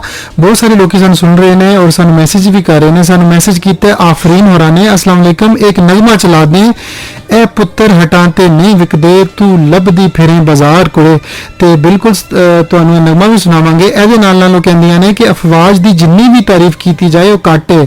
ਸੈਲਾਬ, ਜ਼ਲਜ਼ਲਾ ਤੇ ਸਰਾਤੇ ਹਰ ਜਗ੍ਹਾ ਸਾਡੀ ਫੌਜ ਨੇ ਆਪਣੀ ਜ਼ਿੰਮੇਵਾਰੀ ਨਿਭਾਈ ਹੈ ਤੇ ਆਪਣੀ ਜਾਨ ਦੀ ਪਰਵਾਹ ਕੀਤੇ ਬਗੈਰ ਮੁਲਕ ਤੇ ਕੌਮ ਦੀ ਹਿਫਾਜ਼ਤ ਕਰਦੇ ਨੇ। ਅੱਲਾ ਇਹਨਾਂ ਸਾਰਿਆਂ ਨੂੰ ਸਲਾਮਤ ਰੱਖੇ। ਸਲਾਮ ਸਾਰੀ ਫੌਜ ਨੂੰ ਸਲਾਮ। ਤੇ ਬਿਲਕੁਲ ਜੀ ਐਸੀ ਮਿਲੇ ਨਗਮਾ ਤੁਹਾਨੂੰ ਸੁਣਾਣੇ ਆ ਤੇ ਫਿਰ ਗੱਲਬਾਤ ਦਾ ਸਿਲਸਿਲਾ ਜਾਰੀ ਰਹੇਗਾ। ਤੁਸੀਂ ਵੀ ਸਾਨੂੰ ਮੈਸੇਜ ਕਰ ਸਕਦੇ ਹੋ ਸਾਡੇ ਨੰਬਰ 051 9291 520 ਤੇ ਤੁਸੀਂ ਸਾਨੂੰ ਕਾਲ ਵੀ ਕਰ ਸਕਦੇ ਹੋ 051 9291 521। ਸੁਣਦੇ ਰਹਿਣਾ FM ਪੰਜਾਬ ਰੰਗ 99.4। ਜੀ ਇਹ ਪੁੱਤਰ ਹਟਾਂ ਤੇ ਨਹੀਂ ਵਿਕਦੇ, ਪਰਤ ਕੇ ਆ ਗਿਆ ਵਾਪਸ, ਮੈਂ ਨਾਸਿਰ ਅਹਿਮਦ। ਤੁਸੀਂ ਸੁਣ ਰਹੇ ਹੋ FM ਪੰਜਾਬ ਰੰਗ 99.4 ਜਿਸ ਦੀ ਗੱਲ ਕਰ ਰਹੇ ਹਾਂ ਪਾਕ ਫੌਜ ਦੇ ਸ਼ਹੀਦਾਂ ਬਾਰੇ ਤੇ ਗਾਜ਼ੀਆਂ ਬਾਰੇ। ਸ਼ਹੀਦਾਂ ਨੂੰ ਤੇ ਗਾਜ਼ੀਆਂ ਨੂੰ ਖਸੂਸੀ ਖਿਰਾਜ ਤਹਿਸੀਨ ਪੇਸ਼ ਕਰ ਰਹੇ ਹਾਂ ਤੇ ਸਾਡੇ ਸਟੂਡੀਓ 'ਚ ਮੌਜੂਦ ਨੇ ਮਲਕਾ ਰਿਜ਼ਵਾਨਾ ਸਾਹਿਬਾ, ਫਾਰਸੀ ਦੀਆਂ ਇਹ ਉਸਤਾਦ ਨੇ, ਐਜੂਕੇਸ਼ਨਿਸਟ ਨੇ। ਇਹਨਾਂ ਨਾਲ ਸਾਡੇ ਮਹਿਮਾਨ ਡਾਕਟਰ ਅਬਦੁਲ ਵਾਹਿਦ ਅਨਵਰ ਫਿਜ਼ਿਕਸ ਦੇ ਉਸਤਾਦ ਨੇ ਤੇ ਹੋਮਿਓਪੈਥਿਕ ਡਾਕਟਰ ਵੀ ਨੇ। ਤੇ ਸਾਡੀ ਤੀਜੀ ਮਹਿਮਾਨ ਕੁਰਾਤੁਲ ਐਨ ਰਾਜਾ ਸਾਹਿਬਾ ਨੇ, ਇਹ IT ਦੀ ਅਫੀਸਰ ਨੇ ਤੇ ਰਿਸਰਚਰ ਨੇ। ਤੇ ਗੱਲਬਾਤ ਦੇ ਸਿਲਸਿਲੇ ਨੂੰ ਅੱਗੇ ਵਧਾਉਂਦੇ ਆ। ਮਲਕਾ ਸਾਹਿਬਾ ਤੁਸੀਂ ਸਾਨੂੰ ਇਹ ਦੱਸੋ ਕਿ ਆਲਮੀ ਅਮਨ ਦੀ ਜਦੋਂ ਅਸੀਂ ਗੱਲ ਕਰਨੇ ਆ ਤੇ ਆਲਮੀ ਅਮਨ ਲਈ ਪਾਕ ਫੌਜ ਦੇ ਦਸਤੇ ਕਈ ਦਹਾਈਆਂ ਤੋਂ ਆਪਣੀ ਖਿਦਮਤਾਂ ਅੰਜਾਮ ਦੇ ਰਹੇ ਨੇ, ਤੁਸੀਂ ਇਸ ਬਾਰੇ ਕੀ ਕਹੋਗੇ? ਜੀ ਬਿਲਕੁਲ, ਇਹਦੇ ਵਿੱਚ ਤੇ ਕੋਈ ਸ਼ੱਕ ਨਹੀਂ ਕਿ ਅਕਵਾਮੇ ਮੁਤਹਿਦਾ ਦੇ ਅਮਨ ਮਿਸ਼ਨ ਵਿੱਚ ਜਿੰਨਾ ਕਿਰਦਾਰ ਸਾਡੀ ਫੋਰਸ ਨੇ ਅਦਾ ਕੀਤਾ ਹੈ, ਫੌਜ ਨੇ, ਉਹ ਕਿਸੇ ਤੋਂ ਟਕਿਆ ਛੁਪਿਆ ਨਹੀਂ। ਸਾਡੀ ਜਿਹੜੀ ਫੌਜ ਹੈ, ਜਿੱਥੇ ਵੀ ਅਮਨ ਦੀ ਜ਼ਰੂਰਤ ਪਈ ਹੈ, ਪਾਕਿਸਤਾਨ ਜਿਹੜੀ ਹੈ ਉਹ ਕਿਸੇ ਪਾਕਿਸਤਾਨ ਦੀ ਜਿਹੜੀ ਫੌਜ ਹੈ ਉਹ ਕਿਸੇ ਵੀ ਮਹਾਜ਼ ਤੇ ਆਪਣੇ ਆਪ ਨੂੰ ਉਹਨੇ ਪਿੱਛੇ ਨਹੀਂ ਰੱਖਿਆ। ਹੁਣ ਦੇਖੋ ਨਾ ਬੋਸਨੀਆ 'ਚ ਵੇਖੋ, ਮੇਰਾ ਖਿਆਲ ਹੈ ਇਹ ਸਾਰੀ ਦੁਨੀਆ ਨੂੰ ਪਤਾ ਹੈ ਕਿ ਕਿਸ ਤਰ੍ਹਾਂ ਬੋਸਨੀਆ ਵਿੱਚ ਜਦੋਂ ਵੀ ਜ਼ਰੂਰਤ ਪਈ ਹੈ ਉੱਥੇ ਫੌਜ ਦਾ ਕੀ ਕਿਰਦਾਰ ਰਿਹਾ ਹੈ। ਇਸ ਤੋਂ ਇਲਾਵਾ ਦੇਖੋ ਕਿ ਯਮਨ ਵਿੱਚ ਪਾਕ ਫੋਰਸ ਜਿਹੜੀ ਹੈ ਉਹ ਗਈ ਹੈ, ਉਹਦੇ ਦਸਤੇ ਗਏ ਨੇ। ਇਸ ਤੋਂ ਇਲਾਵਾ ਮੈਂ ਤੁਹਾਨੂੰ ਵਾਕਿਆ ਵੀ ਦੱਸਾਂਗੀ ਕਿ ਕਾਂਗੋ ਵਿੱਚ 29 ਮਾਰਚ 2022 ਯਾਨੀ 2022 ਵਿੱਚ ਸਾਡੀ ਫੋਰਸ ਜਿਹੜੀ ਹੈ ਉਹ ਅਕਵਾਮੇ ਮੁਤਹਿਦਾ ਦੇ ਅਮਨ ਮਿਸ਼ਨ ਦੀ ਡਿਊਟੀ ਦੇ ਦੌਰਾਨ ਹੈਲੀਕਾਪਟਰ ਦੇ ਵਿੱਚ ਸਾਡੇ ਇੱਕ ਖਬਰ ਆਈ ਕਿ ਕੋਈ ਟੀਮ ਸੀ ਤੇ ਉਹ ਸ਼ਹੀਦ ਉੱਥੇ ਡੈਮੇਜ ਹੋਏ ਨੇ, ਕੁਝ ਸ਼ਹੀਦ ਹੋਏ ਨੇ। ਔਰ ਉਹ ਸ਼ਹਾਦਤ ਵਿੱਚ ਜ਼ਿਆਦਾਤਰ ਜਿਹੜੇ ਸਨ ਪਾਕਿਸਤਾਨੀ ਫੌਜੀ ਜਿਹੜੇ ਨੇ ਉਹਦੇ ਵਿੱਚ ਸ਼ਾਮਿਲ ਸਨ। ਉਹ ਜਵਾਨ ਉੱਥੇ ਜਿਹੜੇ ਨੇ ਆਪਣੇ ਉਹਦੇ ਵਿੱਚ ਲੈਫਟੀਨੈਂਟ ਸਨ, ਕੋਈ ਕਰਨਲ ਵੀ ਸੀ ਇੱਕ, ਇਸ ਤੋਂ ਇਲਾਵਾ ਮੇਜਰ ਵੀ ਸਨ। ਔਰ ਉਹਨਾਂ ਨੇ ਉਸ ਦੌਰਾਨ ਫਿਰ ਆਪਣਾ ਡਿਊਟੀ ਦੇ ਦੌਰਾਨ ਜਾਮੇ ਸ਼ਹਾਦਤ ਨੋਸ਼ ਫਰਮਾਇਆ ਕਾਂਗੋ ਵਿੱਚ। ਇਹ ਸਾਰੀਆਂ ਚੀਜ਼ਾਂ ਜਿਹੜੀਆਂ ਨੇ ਇਹ ਸ਼ੋਅ ਕਰਦੀਆਂ ਨੇ, ਜ਼ਾਹਿਰ ਕਰਦੀਆਂ ਨੇ ਕਿ ਸਾਡੀ ਫੌਜ ਜਿਹੜੀ ਹੈ ਉਹ ਕਦੀ ਵੀ ਆਪਣੀ ਜ਼ਿੰਮੇਦਾਰੀਆਂ ਨਾ ਸਿਰਫ ਮੁਲਕ ਵਿੱਚ ਨਿਭਾਉਣ ਵਿੱਚ ਸਰਫਹਿਰਿਸਤ ਰਹੀ ਹੈ, ਉਹ ਤੇ ਨਿਭਾਉਣੀਆਂ ਹੀ ਸਨ ਕਿਉਂਕਿ ਉਹਨੇ ਅਹਿਦ ਕੀਤਾ ਹੈ, ਬਲਕਿ ਦੁਨੀਆ ਵਿੱਚ ਵੀ ਜਿੱਥੇ ਜਿੱਥੇ ਅਮਨ ਦੀ ਜ਼ਰੂਰਤ ਪੇਸ਼ ਆਈ ਹੈ ਪਾਕਿਸਤਾਨੀ ਫੌਜ ਜਿਹੜੀ ਹੈ ਉਹ ਉੱਥੇ ਪਹੁੰਚੀ ਹੈ। ਔਰ ਉਹਨਾਂ ਨੇ ਨਾ ਸਿਰਫ ਆਪਣੀ ਜਿਸਮਾਨੀ ਬਲਕਿ ਜ਼ਿਹਨੀ ਬਲਕਿ ਆਪਣੇ ਖਾਨਦਾਨ ਤੋਂ ਦੂਰ ਹਰ ਤਰ੍ਹਾਂ ਦੀ ਕੁਰਬਾਨੀ ਜਿਹੜੀ ਹੈ ਉਹਨਾਂ ਨੇ ਦਿੱਤੀ ਔਰ ਕਦੀ ਇਸ ਚੀਜ਼ ਤੋਂ ਪਿੱਛੇ ਨਹੀਂ ਹਟੇ। ਬਿਲਕੁਲ, ਬਹੁਤ ਅੱਛਾ ਤੁਸੀਂ ਫਰਮਾਇਆ। ਡਾਕਟਰ ਅਬਦੁਲ ਵਾਹਿਦ ਅਨਵਰ ਸਾਹਿਬ ਸਾਨੂੰ ਇਹ ਦੱਸੋ ਕਿ ਸਰਹੱਦ ਤੇ ਜਿਹੜੇ ਸਾਡੇ ਫੌਜੀ ਭਰਾ ਦਿਨ ਰਾਤ ਇੱਕ ਕਰਕੇ ਜਾਗਦੇ ਨੇ ਤੇ ਉਹ ਆਪਣੇ ਜਿਹੜੇ ਹਮਵਤਨਾਂ ਤੋਂ ਕੀ ਤੋਕੋ ਕਰਦੇ ਨੇ, ਜਿਹੜੇ ਅਸੀਂ ਸ਼ਹਿਰਾਂ ਵਿੱਚ ਚੈਨ ਤੇ ਸੁੱਖ ਦੀ ਜ਼ਿੰਦਗੀ ਗੁਜ਼ਾਰ ਰਹੇ ਹਾਂ, ਤਾਂ ਸਾਡੇ ਤੋਂ ਕੀ ਤੋਕੋ ਕਰਦੇ ਨੇ? ਅਸਲ ਵਿੱਚ ਦੇਖੋ ਕਿ ਇੱਕ ਬੰਦਾ ਇੱਕ ਨਾਰਮਲ ਅਗਰ ਕਿਸੇ ਜਗ੍ਹਾ ਤੇ ਜੌਬ ਕਰ ਰਿਹਾ ਹੁੰਦਾ, ਕੋਈ ਨੌਕਰੀ ਕਰਦਾ ਹੈ ਤੇ ਉਹ ਰਿਸਪੈਕਟ ਡਿਮਾਂਡ ਕਰਦਾ ਹੈ। ਇੱਕ ਨਾਰਮਲ ਅਗਰ ਤੁਸੀਂ ਰੂਟੀਨ ਦੀ ਗੱਲ ਕਰੋ ਤੇ ਜਿਹੜਾ ਬੰਦਾ ਆਪਣੀ ਜਾਨ ਵੀ ਮੁਲਕ ਲਈ ਪੇਸ਼ ਕਰ ਰਿਹਾ ਤੇ ਤੁਸੀਂ ਅੰਦਾਜ਼ਾ ਲਓ ਕਿ ਸਾਨੂੰ ਕਿਤਨਾ ਉਹਨਾਂ ਨੂੰ ਟ੍ਰਿਬਿਊਟ ਪੇਸ਼ ਕਰਨਾ ਚਾਹੀਦਾ ਹੈ, ਕਿਤਨਾ ਉਹਨਾਂ ਨੂੰ ਅਪਰੀਸ਼ੀਏਟ ਕਰਨਾ ਚਾਹੀਦਾ ਹੈ। ਗੱਲ ਸਾਰੀ ਇਸ ਤਰ੍ਹਾਂ ਦੀ ਹੈ ਕਿ ਅਗਰ ਅਸੀਂ ਇਹ ਗੱਲ ਨਹੀਂ ਸਮਝਾਂਗੇ ਕਿ ਉਹ ਆਪਣੀ ਖਾਲੀ ਜ਼ਿੰਦਗੀ ਨਹੀਂ ਬਲਕਿ ਸਮਝ ਲਓ ਆਪਣੀ ਫੈਮਿਲੀ ਵੀ ਮੁਲਕ ਲਈ ਕੁਰਬਾਨ ਕਰਦੇ ਨੇ, ਕਿਉਂਕਿ ਜਿਸ ਟਾਈਮ ਇੱਕ ਫੌਜੀ ਜਵਾਨ ਸ਼ਹੀਦ ਹੁੰਦਾ ਹੈ ਤੇ ਉਸਦੇ ਨਾਲ ਉਸਦੇ ਬੱਚੇ ਵੀ ਜੁੜੇ ਹੁੰਦੇ ਨੇ, ਉਸਦੀ ਵਾਲਦਾ ਵੀ ਹੈ, ਉਸਦਾ ਵਾਲਿਦ ਵੀ ਹੈ ਤੇ ਉਸਦੀ ਜਿਹੜੀ ਬੀਵੀ ਹੈ ਉਹ ਵੀ ਉਸਦੇ ਨਾਲ ਜੁੜੀ ਹੈ। ਤੇ ਇੱਕ ਬੰਦਾ ਸ਼ਹੀਦ ਹੁੰਦਾ ਤੇ ਉਸਦੇ ਨਾਲ ਫੈਮਿਲੀ ਦੇ ਕਿਤਨੇ ਲੋਕ ਮੁਨਸਲਿਕ ਨੇ। ਤੇ ਇਹ ਸਾਡਾ ਕੰਮ ਬਣਦਾ ਹੈ ਕਿ ਜਿਤਨੀ ਜਿਹੜੀ ਸਾਡੀ ਫੌਜ ਹੈ ਜਿਹੜਾ ਜਿਸ ਮਾਸ ਤੇ ਜਾਂਦੀ ਹੈ, ਸਾਨੂੰ ਚਾਹੀਦਾ ਹੈ ਕਿ ਅਸੀਂ ਉਹਨਾਂ ਨੂੰ ਜਿਤਨਾ ਹੋ ਸਕੇ ਉਹਨਾਂ ਨੂੰ ਖਰਾਜ ਤਹਿਸੀਨ ਪੇਸ਼ ਕਰੀਏ। ਤੇ ਜਿਹੜਾ ਫੌਜ ਦੇ ਨਾਲ ਜਿਹੜਾ ਲਗਾਓ ਹੈ ਬੱਚਿਆਂ ਦਾ, ਜਿਹੜੀ ਸਾਡੀ ਆਉਣ ਵਾਲੀ ਨਸਲ ਹੈ ਸਕੂਲਾਂ 'ਚ ਇਸ ਨੂੰ ਵਧਾਉਣਾ ਚਾਹੀਦਾ ਹੈ, ਕਿਉਂਕਿ ਜਿਸ ਟਾਈਮ ਅਸੀਂ ਇਹ ਨੂੰ ਦੱਸਾਂਗੇ ਕਿ ਜਿਸ ਤਰ੍ਹਾਂ ਮੁਲਕ ਦੀ ਜਿਹੜੀ ਹਿਫਾਜ਼ਤ ਹੁੰਦੀ ਹੈ ਉਹ ਕਿਤਨੀ ਜ਼ਰੂਰੀ ਹੈ, ਕਿਉਂਕਿ ਅਗਰ ਤੁਸੀਂ ਇਸ ਨੂੰ ਥੋੜ੍ਹਾ ਜਿਹਾ ਵੀ ਕਮਜ਼ੋਰ ਕਰੋਗੇ ਮੁਲਕ ਦੀ ਹਿਫਾਜ਼ਤ ਨੂੰ ਤੇ ਪਾਕਿਸਤਾਨ ਦੇ ਦੁਸ਼ਮਣ ਹਰ ਲਿਹਾਜ਼ ਨਾਲ ਤੁਸੀਂ ਦੇਖੋਗੇ ਜ਼ਮੀਨੀ ਵੀ ਦੁਸ਼ਮਣ ਨੇ, ਫਜ਼ਾਈ ਦੁਸ਼ਮਣ ਵੀ ਨੇ ਤੇ ਅਸੀਂ ਇਹ ਚਾਹਾਂਗੇ ਕਿ ਇਹਨਾਂ ਨੂੰ ਮਜ਼ਬੂਤਰ ਬਣਾਈਏ ਤਾਂ ਕਿ ਜਿਹੜੇ ਸਾਡੇ ਦੁਸ਼ਮਣ ਨੇ ਉਹ ਕਿਸੇ ਵੀ ਲਮੇ ਇਹ ਨਾ ਸੋਚਣ ਕਿ ਅੱਜ ਇਹ ਜਿਹੜਾ ਮੌਕਾ ਹੈ ਸਾਡੇ ਹਮਲਾ ਕਰਨ ਦਾ ਹੈ। ਤੇ ਸਾਨੂੰ ਚਾਹੀਦਾ ਹੈ ਕਿ ਇਹਨਾਂ ਨੂੰ ਜਿੰਨਾ ਅਸੀਂ ਅਪਰੀਸ਼ੀਏਟ ਕਰਾਂ, ਜਿੰਨਾ ਇਹਨਾਂ ਨੂੰ ਖਰਾਜ ਤਹਿਸੀਨ ਅਸੀਂ ਪੇਸ਼ ਕਰ ਸਕਦੇ ਹਾਂ, ਸਾਨੂੰ ਚਾਹੀਦਾ ਕਿ ਅਸੀਂ ਇਹਨਾਂ ਨੂੰ ਖਰਾਜ ਤਹਿਸੀਨ ਪੇਸ਼ ਕਰੀਏ। ਤੇ ਨਾਲ ਜਿਹੜਾ ਸਾਡੇ ਸਕੂਲ ਦੇ ਵਿੱਚ ਕੋਈ ਇਵੈਂਟ ਜਿਸ ਤਰ੍ਹਾਂ ਚੇਸਟਮ ਦਾ ਇਵੈਂਟ ਆਉਂਦਾ ਹੈ, ਤੇ ਇਸ ਇਵੈਂਟ ਦੇ ਵਿੱਚ ਬੱਚਿਆਂ ਨੂੰ ਸ਼ੋਰ ਵੀ ਦੇਣਾ ਚਾਹੀਦਾ ਕਿ ਜਿਹੜੇ ਸਾਡੇ ਫੌਜੀ ਜਵਾਨ ਜਿਨ੍ਹਾਂ ਨੇ ਸ਼ਹਾਦਤ ਨੋਸ਼ ਕੀਤੀ, ਤੇ ਉਹ ਜਿਹੜੇ ਜਵਾਨ ਨੇ ਉਹਨਾਂ ਨੇ ਕਿਸ ਤਰ੍ਹਾਂ ਦੇ ਮੌਕੇ ਤੇ ਕਿਸ ਤਰ੍ਹਾਂ ਲੜਿਆ। ਯਾਨੀ ਕਿ ਅਸੀਂ ਬਾਜ਼ ਕਰਤੇ ਇਹ ਦੱਸ ਦਿੰਦੇ ਨੇ ਕਿ ਅਸੀਂ ਇਹ ਦੱਸ ਦਿੰਦੇ ਹਾਂ ਕਿ ਜੀ ਫਲਾਣੇ ਫੌਜੀ ਅਫਸਰ ਨੂੰ ਜਾਂ ਫਲਾਣੇ ਜਵਾਨ ਨੂੰ ਨਿਸ਼ਾਨੇ ਇੱਧਰ ਮਿਲੇ ਹੈ, ਲੇਕਿਨ ਅਗਲੀ ਗੱਲ ਇਹ ਵੀ ਦੱਸਣੀ ਹੈ ਕਿ ਕਿਸ এনवायरमेंट ਦੇ ਕਿਸ ਮਾਹੌਲ ਦੇ ਵਿੱਚ ਉਸਨੇ ਨਿਸ਼ਾਨੇ ਇੱਧਰ ਹਾਸਿਲ ਕੀਤਾ ਹੈ, ਉਹਨੇ ਕਿਸ ਤਰ੍ਹਾਂ ਦਾ ਇੱਕ ਮੁਲਕ ਲਈ ਕਿਸ ਤਰ੍ਹਾਂ ਦੀ ਕੁਰਬਾਨੀ ਦਿੱਤੀ ਹੈ ਕਿ ਜਿਸ ਬਿਨਾਂ ਤੇ ਫੌਜ ਨੇ ਫੌਜ ਦੇ ਜਿਹੜੇ ਅਫਸਰਾਨ ਨੇ ਜਾਂ ਫੌਜ ਦੀ ਜਿਹੜਾ ਇੱਕ ਜਿਹੜੇ ਲੋਕ ਜਿਹੜੇ ਫੌਜੀ ਜਵਾਨ ਨੇ ਉਹ ਚਾਹੁੰਦੇ ਉਹਨਾਂ ਨੇ ਇਸ ਤਰ੍ਹਾਂ ਸੋਚਿਆ ਕਿ ਇਸ ਸ਼ਹੀਦ ਨੂੰ ਨਿਸ਼ਾਨੇ ਹੈਦਰ ਦਿੱਤਾ ਜਾਏ, ਉਹ ਕਿਹੜੀ ਵਜ੍ਹਾ ਸੀ। ਤੇ ਸਾਨੂੰ ਚਾਹੀਦਾ ਕਿ ਆਪਣੇ ਨਿਸਾਬ ਵਿੱਚ ਇਹਨਾਂ ਦੀ ਜਿਹੜੀ ਖਿਦਮਾਤ ਨੇ ਉਹਨਾਂ ਨੂੰ ਸ਼ਾਮਿਲ ਕਰਨਾ ਚਾਹੀਦਾ ਹੈ, ਔਰ ਉਹਨਾਂ ਦਾ ਇੱਕ ਖੂਨ ਦਾ ਕਤਰਾ ਉਸਦੀ ਕੀਮਤ ਬਹੁਤ ਜ਼ਿਆਦਾ ਹੈ। ਤੇ ਕਿਆਮਤ ਦੇ ਵਿੱਚ ਵੀ ਅਗਰ ਦੇਖੋਗੇ ਤੇ ਇਹਨਾਂ ਦਾ ਜਿਹੜਾ ਸ਼ਹੀਦ ਦਾ ਖੂਨ ਹੈ ਉਸਦੀ ਬਹੁਤ ਕੀਮਤ ਹੈ, ਤੇ ਸ਼ੋਹਦਾ ਨੂੰ ਬਹੁਤ ਉੱਚਾ ਅੱਲਾਹ ਤਾਲਾ ਨੇ ਰਤਬਾ ਵੀ ਦੇਣਾ ਹੈ। ਤੇ ਸ਼ਹਾਦਤ ਦਾ ਜਿਹੜਾ ਜਜ਼ਬਾ ਹੈ ਉਸ ਦੇ ਨਾਲ ਅਗਰ ਕੋਈ ਲੜਿਆ ਹੋਵੇ ਤੇ ਉਹ ਸ਼ਹੀਦ ਹੋ ਜਾਏ ਤੇ ਉਸ ਕੌਮ ਦਾ ਤੇ ਸਰ ਲਾਜ਼ਮੀ ਫਖਰ ਦੇ ਨਾਲ ਬੁਲੰਦੀ ਹੁੰਦਾ ਹੈ।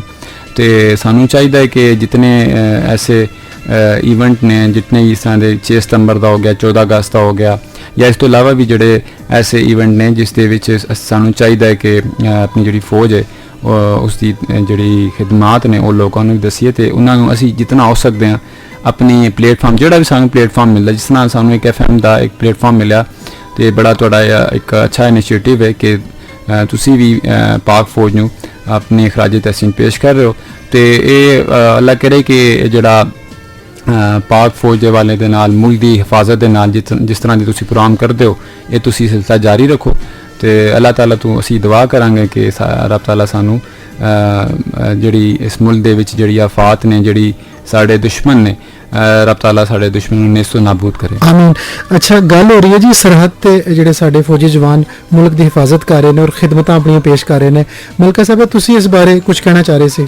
ਹਾਂਜੀ, ਮੈਂ ਦੱਸ ਰਹੀ ਸਾਂ ਕਿ ਮੇਰੇ ਮਾਮੂ ਜਿਹੜੇ ਨੇ ਕੁਝ ਅਰਸਾ ਪਹਿਲੇ ਉਹ ਕਰਨਲ ਸਨ ਤੇ ਉਹਨਾਂ ਦੀ ਸਿਆਚੀਨ 'ਚ ਡਿਊਟੀ ਲੱਗੀ ਔਰ ਉਹ ਸੁਣਾਉਂਦੇ ਸਨ ਕਿਸ ਤਰ੍ਹਾਂ ਉਹਦੀਆਂ ਦਾਸਤਾਨਾਂ ਕਿ ਕਿੱਡੀ ਟਫ ਲਾਈਫ ਹੈ। ਇੱਕ ਤੇ ਤੁਸੀਂ ਵੇਖੋ ਕਿ ਦੁਸ਼ਮਣ ਨਾਲ ਲੜਨਾ, ਉਹਦੇ ਤੇ ਨਜ਼ਰ ਰੱਖਣੀ, ਦੂਸਰਾ ਸਿਆਚੀਨ ਦਾ ਮਾਹੌਲ ਖੁਦ ਇੱਕ ਦੁਸ਼ਮਣ ਤੋਂ ਘੱਟ ਨਹੀਂ। ਵਾਹ। ਯਾਨੀ ਇਸ ਕਦਰ ਸਰਦ ਹੈ, ਉਹ ਦੁਨੀਆ ਦੀ ਮਤਲਬ ਬੁਲੰਦ ਤਰੀਨ ਚੋਟੀਆਂ ਤੇ ਉਹ ਜਗ੍ਹਾ ਹੈ ਜਿਹਦੀ ਲੜਾਈ ਹੈ, ਮੁਸ਼ਕਿਲ ਤਰੀਨ ਹਾਲਾਤ ਖਿੱਤਾ ਇਹੋ ਜਿਹਾ ਕਿ ਦੇਖੋ ਕਿ ਉਹ ਕਹਿੰਦੇ ਸਨ ਸਾਨੂੰ ਖਾਸ ਕਿਸਮ ਦੇ ਲਿਬਾਸ ਦਿੱਤੇ ਜਾਂਦੇ ਸਨ ਔਰ ਸਾਨੂੰ ਅਸੀਂ ਹੱਥ ਨਹੀਂ ਸੀ ਕੱਢਣਾ, ਹੱਥ ਨਹੀਂ ਕੱਢਣਾ, ਹੱਥ ਜਿਹਦਾ ਬਾਹਰ ਚਲਾ ਗਿਆ ਤੇ ਬਸ ਗਿਆ ਹੱਥ, ਉਹ ਕੱਟਣਾ ਪੈਂਦਾ ਸੀ ਕਿਉਂਕਿ ਜੰਮ ਜਾਂਦਾ ਸੀ ਤੇ ਫਿਰ ਉਹ ਕਲੌਟ ਬਣ ਜਾਂਦੇ ਸਨ ਤੇ ਫਿਰ ਉਹ ਆਪਣੀ ਜਗ੍ਹਾ ਤੇ ਉਸ ਹਾਲਤ ਵਿੱਚ ਨਹੀਂ ਸੀ ਆਂਦਾ। ਜਿਸ ਤਰ੍ਹਾਂ ਹੁਣ ਤੁਸੀਂ ਇੱਕ ਮਿਸਾਲ ਲੈ ਲਵੋ ਕਿ ਇੱਕ ਤੁਸੀਂ ਟਮਾਟਰ ਜਾਂ ਸਬਜ਼ੀਆਂ ਫਰੀਜ਼ ਕਰਕੇ ਰੱਖਦੇ ਹੋ ਤੇ ਉਹਨੂੰ ਜਦੋਂ ਡੀਫਰੋਸਟ ਕਰਦੇ ਹੋ ਤੇ ਉਹਦੀ ਉਹ ਹਾਲਤ ਨਹੀਂ ਰਹਿੰਦੀ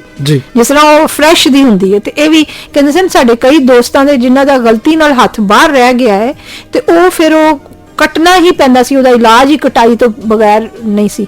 ਇਸ ਤਰ੍ਹਾਂ ਦੀਆਂ ਵੀ ਜਿਹੜੀਆਂ ਗੱਲਾਂ। ਔਰ ਫਿਰ ਕਹਿੰਦੇ ਸਨ ਜਿਹੜੇ ਸਾਨੂੰ ਅਸੀਂ ਰਾਤੀ ਸੌਂਦੇ ਸਾਂ ਤੇ ਉਹ ਬਕਾਇਦਾ ਇੱਕ ਬਹੁਤ ਵੱਡਾ ਯਾਨੀ ਇੱਕ ਬਿਸਤਰ ਜਿਹਾ ਸੀ ਜਿਹਦੇ ਵਿੱਚ ਜ਼ਿਪ ਲੱਗੀ ਹੁੰਦੀ ਸੀ, ਉਹ ਅਸੀਂ ਇੰਜ ਸਾਨੂੰ ਸੁਰੰਗੇ ਚ ਇੰਜ ਵਾੜ ਦਿੰਦੇ ਸਨ ਜਿਸ ਤਰ੍ਹਾਂ ਕਿਸੇ ਕਬਰ ਵਿੱਚ ਅਸੀਂ ਸੁੱਤੇ ਹਾਂ ਔਰ ਉੱਥੇ ਸਾਨੂੰ ਸੋਣਾ ਪੈਂਦਾ ਸੀ। ਯਾਨੀ ਇੰਨੇ ਟਫ ਔਰ ਮੁਸ਼ਕਿਲ ਹਾਲਾਤ ਔਰ ਇੰਨਾ ਮਤਲਬ ਮੁਸੀਬਤ ਵਾਲਾ ਮਾਹੌਲ ਉਹ ਸਾਨੂੰ ਦੱਸਦੇ ਸਨ ਤੇ ਸਾਡੇ ਰੌਂਗਟੇ ਖੜੇ ਹੋ ਜਾਂਦੇ ਸਨ ਕਿ ਕਿਸ ਤਰ੍ਹਾਂ ਵਿਚਾਰੇ ਇਹ ਜਾਂਦੇ ਨੇ ਔਰ ਸਰਵਾਈਵ ਕਰਦੇ ਨੇ। ਔਰ ਦੇਖੋ ਅਸੀਂ ਕਿਸ ਤਰ੍ਹਾਂ ਗਰਮ ਕਮਰਿਆਂ 'ਚ ਬੈਠੇ ਹਾਂ ਔਰ ਕਿਸ ਤਰ੍ਹਾਂ ਆਪਣਾ ਜ਼ਿੰਦਗੀ ਨੂੰ ਇੰਜੋਏ ਕਰ ਰਹੇ ਹਾਂ ਔਰ ਕੋਈ ਡਰ ਖਤਰਾ ਨਹੀਂ। ਲੇਕਿਨ ਇਹ ਵੇ ਕਿ ਨਾ ਸਿਰਫ ਦੁਸ਼ਮਣ ਨਾਲ ਉੱਥੇ ਮੁਕਾਬਲਾ ਕਰਦੇ ਸਨ ਬਲਕਿ ਹਾਲਾਤ ਤੇ ਮਾਹੌਲ ਤੇ ਮੌਸਮ ਨਾਲ ਵੀ ਉਹਨਾਂ ਨੂੰ ਲੜਨਾ ਪੈਂਦਾ ਸੀ। ਜੀ, ਮੈਂ ਸੁਣਨ ਵਾਲਿਆਂ ਨੂੰ ਦੱਸਦਾ ਚੱਲਾਂ ਕਿ ਅਸੀਂ ਪਾਕ ਫੌਜ ਦੇ ਗਾਜ਼ੀਆਂ ਤੇ ਸ਼ਹੀਦਾਂ ਨੂੰ ਖੁਸੂਸੀ ਖਰਾਜ ਤਹਿਸੀਨ ਪੇਸ਼ ਕਰ ਰਹੇ ਹਾਂ। ਇਸ ਹਵਾਲੇ ਨਾਲ ਇਹ ਪ੍ਰੋਗਰਾਮ ਤੁਹਾਡੀ ਖਿਦਮਤ ਵਿੱਚ ਪੇਸ਼ ਕੀਤਾ ਜਾ ਰਿਹਾ ਹੈ।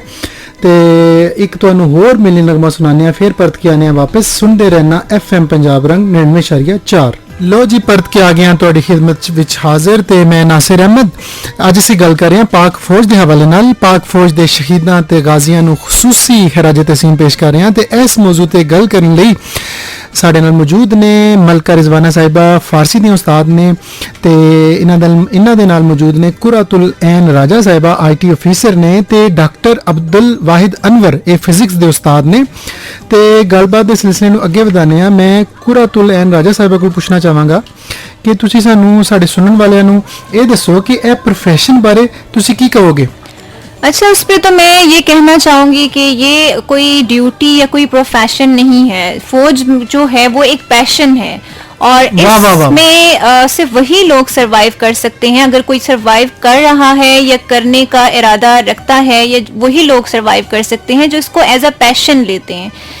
और उस चीज़ की वजाहत मैं इस तरह से करना चाहूँगी कि हमें पता है कि पाकिस्तान की जो जोग्राफिकल कंडीशंस हैं वो कोई इतनी ज़्यादा स्टेबल नहीं है, बहुत कॉम्प्लिकेटेड हैं, लेकिन फिर भी पाकिस्तान में रहने वाला हर फर्द आज़ादी के साथ, सुकून और अमन के साथ जो है वो रह रहा है।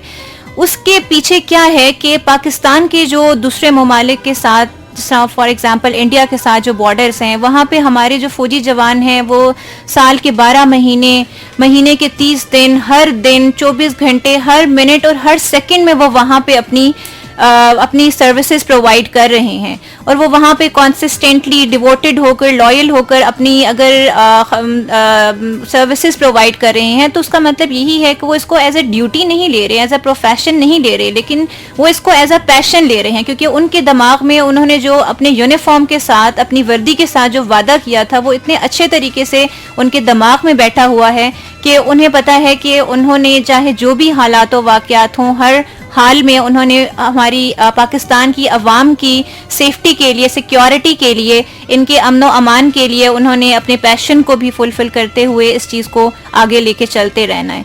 तो मेरा ख्याल से ये कोई प्रोफेशन या ड्यूटी नहीं है, बल्कि एक पैशन है, और इसमें वही लोग आगे चल सकते हैं जिसको एज अ पैशन ट्रीट करते हैं। जी कुरातुलैन, तुसी बहुत अच्छा फरमाया कि ये कोई प्रोफेशन नहीं है, एक पैशन है। ਤੇ ਗੱਲਬਾਤ ਦੇ ਸਿਲਸਿਲੇ ਨੂੰ ਅੱਗੇ ਵਧਾਉਂਦੇ ਹਾਂ। ਮਲਕਾ ਰਿਜ਼ਵਾਨਾ ਸਾਹਿਬਾ, ਤੁਸੀਂ ਇਹ ਸਾਡੇ ਸੁਣਨ ਵਾਲਿਆਂ ਨੂੰ ਦੱਸੋ ਕਿ ਸਿਵਲ ਤੇ ਮਿਲਟਰੀ, ਇਹ ਦੋਵਾਂ ਸੁਸਾਇਟੀਆਂ ਵਿਚਕਾਰ ਬਾਹਮੀ ਹਮ ਆਹੰਗੀ ਹੈ ਤੇ ਮੁਲਕ ਦੀ ਬਕਾ ਲਈ ਦੋਏ ਇਹ ਰਲ ਕੇ ਕੰਮ ਕਰਦੇ ਨੇ। ਇਸ ਬਾਰੇ ਤੁਸੀਂ ਸਾਡੇ ਸੁਣਨ ਵਾਲਿਆਂ ਨੂੰ ਜ਼ਰਾ ਦੱਸੋ। देखो जी, उर्दू का एक मकूला है कि एक अकेला तो दो 11।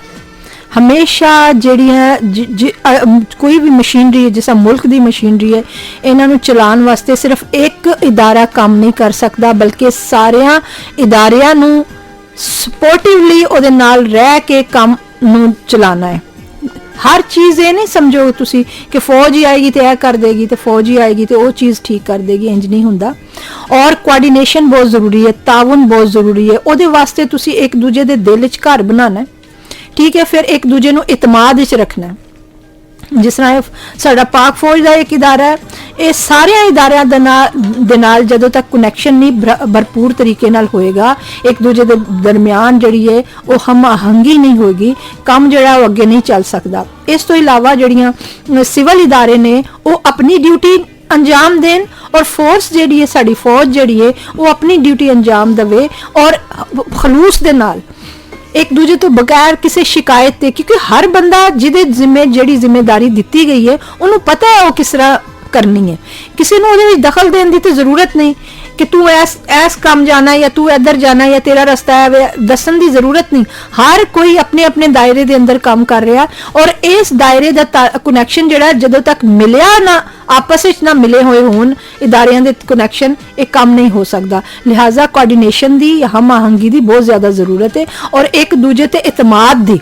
यानी अगर तुहानू कुछ चीज़ां ज्यादा मिल रही ने तो इतमाद रखो कि तुहाडियां ਉਹ ਖਿਦਮਤ ਦੀ ਵਸ ਤੁਹਾਨੂੰ ਜ਼ਿਆਦਾ ਮਿਲ ਰਹੀਆਂ ਨੇ। ਅਗਰ ਤੁਹਾਨੂੰ ਉਹ ਚੀਜ਼ਾਂ ਜ਼ਿਆਦਾ ਮਿਲ ਰਹੀਆਂ ਨੇ, ਤੁਹਾਨੂੰ ਕਿਸੇ ਹੋਰ ਖਿਦਮਤ ਦੇ, ਅਸੀਂ ਇਸੇ ਤਰ੍ਹਾਂ ਇੱਕ ਦੂਜੇ ਤੇ ਇਤਮਾਦ ਕਰਨਾ। ਇਸੇ ਤਰ੍ਹਾਂ ਸਾਡੇ ਸਿਵਲ ਇਦਾਰੇ ਔਰ ਸਾਡੇ ਜਿਹੜੇ ਮਿਲਟਰੀ ਦੇ ਇਦਾਰੇ ਨੇ, ਉਹ ਇੱਕ ਦੂਜੇ ਨਾਲ ਕੋਆਰਡੀਨੇਟ ਕਰਕੇ ਹੀ ਅੱਗੇ ਵਧ ਸਕਦੇ ਨੇ, ਬਗੈਰ ਇਹਦੇ ਕੰਮ ਨਹੀਂ ਚੱਲ ਸਕਦਾ। ਅਗਰ ਤਲਖੀਆਂ ਤੇ ਇੱਕ ਦੂਜੇ ਦੇ ਬਾਰੇ ਵਿੱਚ ਬਦਗੁਮਾਨੀਆਂ, ਤੇ ਇਹਦਾ ਨੁਕਸਾਨ ਸਾਨੂੰ ਖੁਦ ਹੋਏਗਾ, ਨਾ ਕਿ ਉਹ ਦੂਸਰੇ ਲੋਕ ਤੇ ਤਾਲੀਆਂ ਵਜਾਣਗੇ ਜਿਹੜੇ ਦੁਸ਼ਮਣ ਨੇ ਸਾਡੇ, ਜੀ ਉਹ ਤੇ ਤਾਲੀਆਂ ਵਜਾਣਗੇ ਤੇ ਖੁਸ਼ ਹੋਣਗੇ, ਜੀ। ਤੇ ਬਜਾਏ ਇਹਦੇ ਕਿ ਤੁਸੀਂ ਉਹ ਮੌਕਾ ਦਿਓ ਅਸੀਂ ਇੱਕ ਦੂਜੇ ਦੇ ਨਾਲ ਰਹਿ ਕੇ ਹੀ ਕੰਮ ਕਰ ਸਕਨੇ ਹਾਂ। ਬਿਲਕੁਲ। ਉਹ ਕਹਿੰਦੇ ਨੇ ਨਾ ਮौज है दरिया में और बैरूने दरिया कुछ नहीं। वाह, वाह, वाह। इकबाल ਦਾ ਇੱਕ ਬੜਾ ਅੱਛਾ ਮਿਸਰਾ ਜੀ। ਹੈ ਤੇ ਇਸ ਵਜ੍ਹਾ ਤੋਂ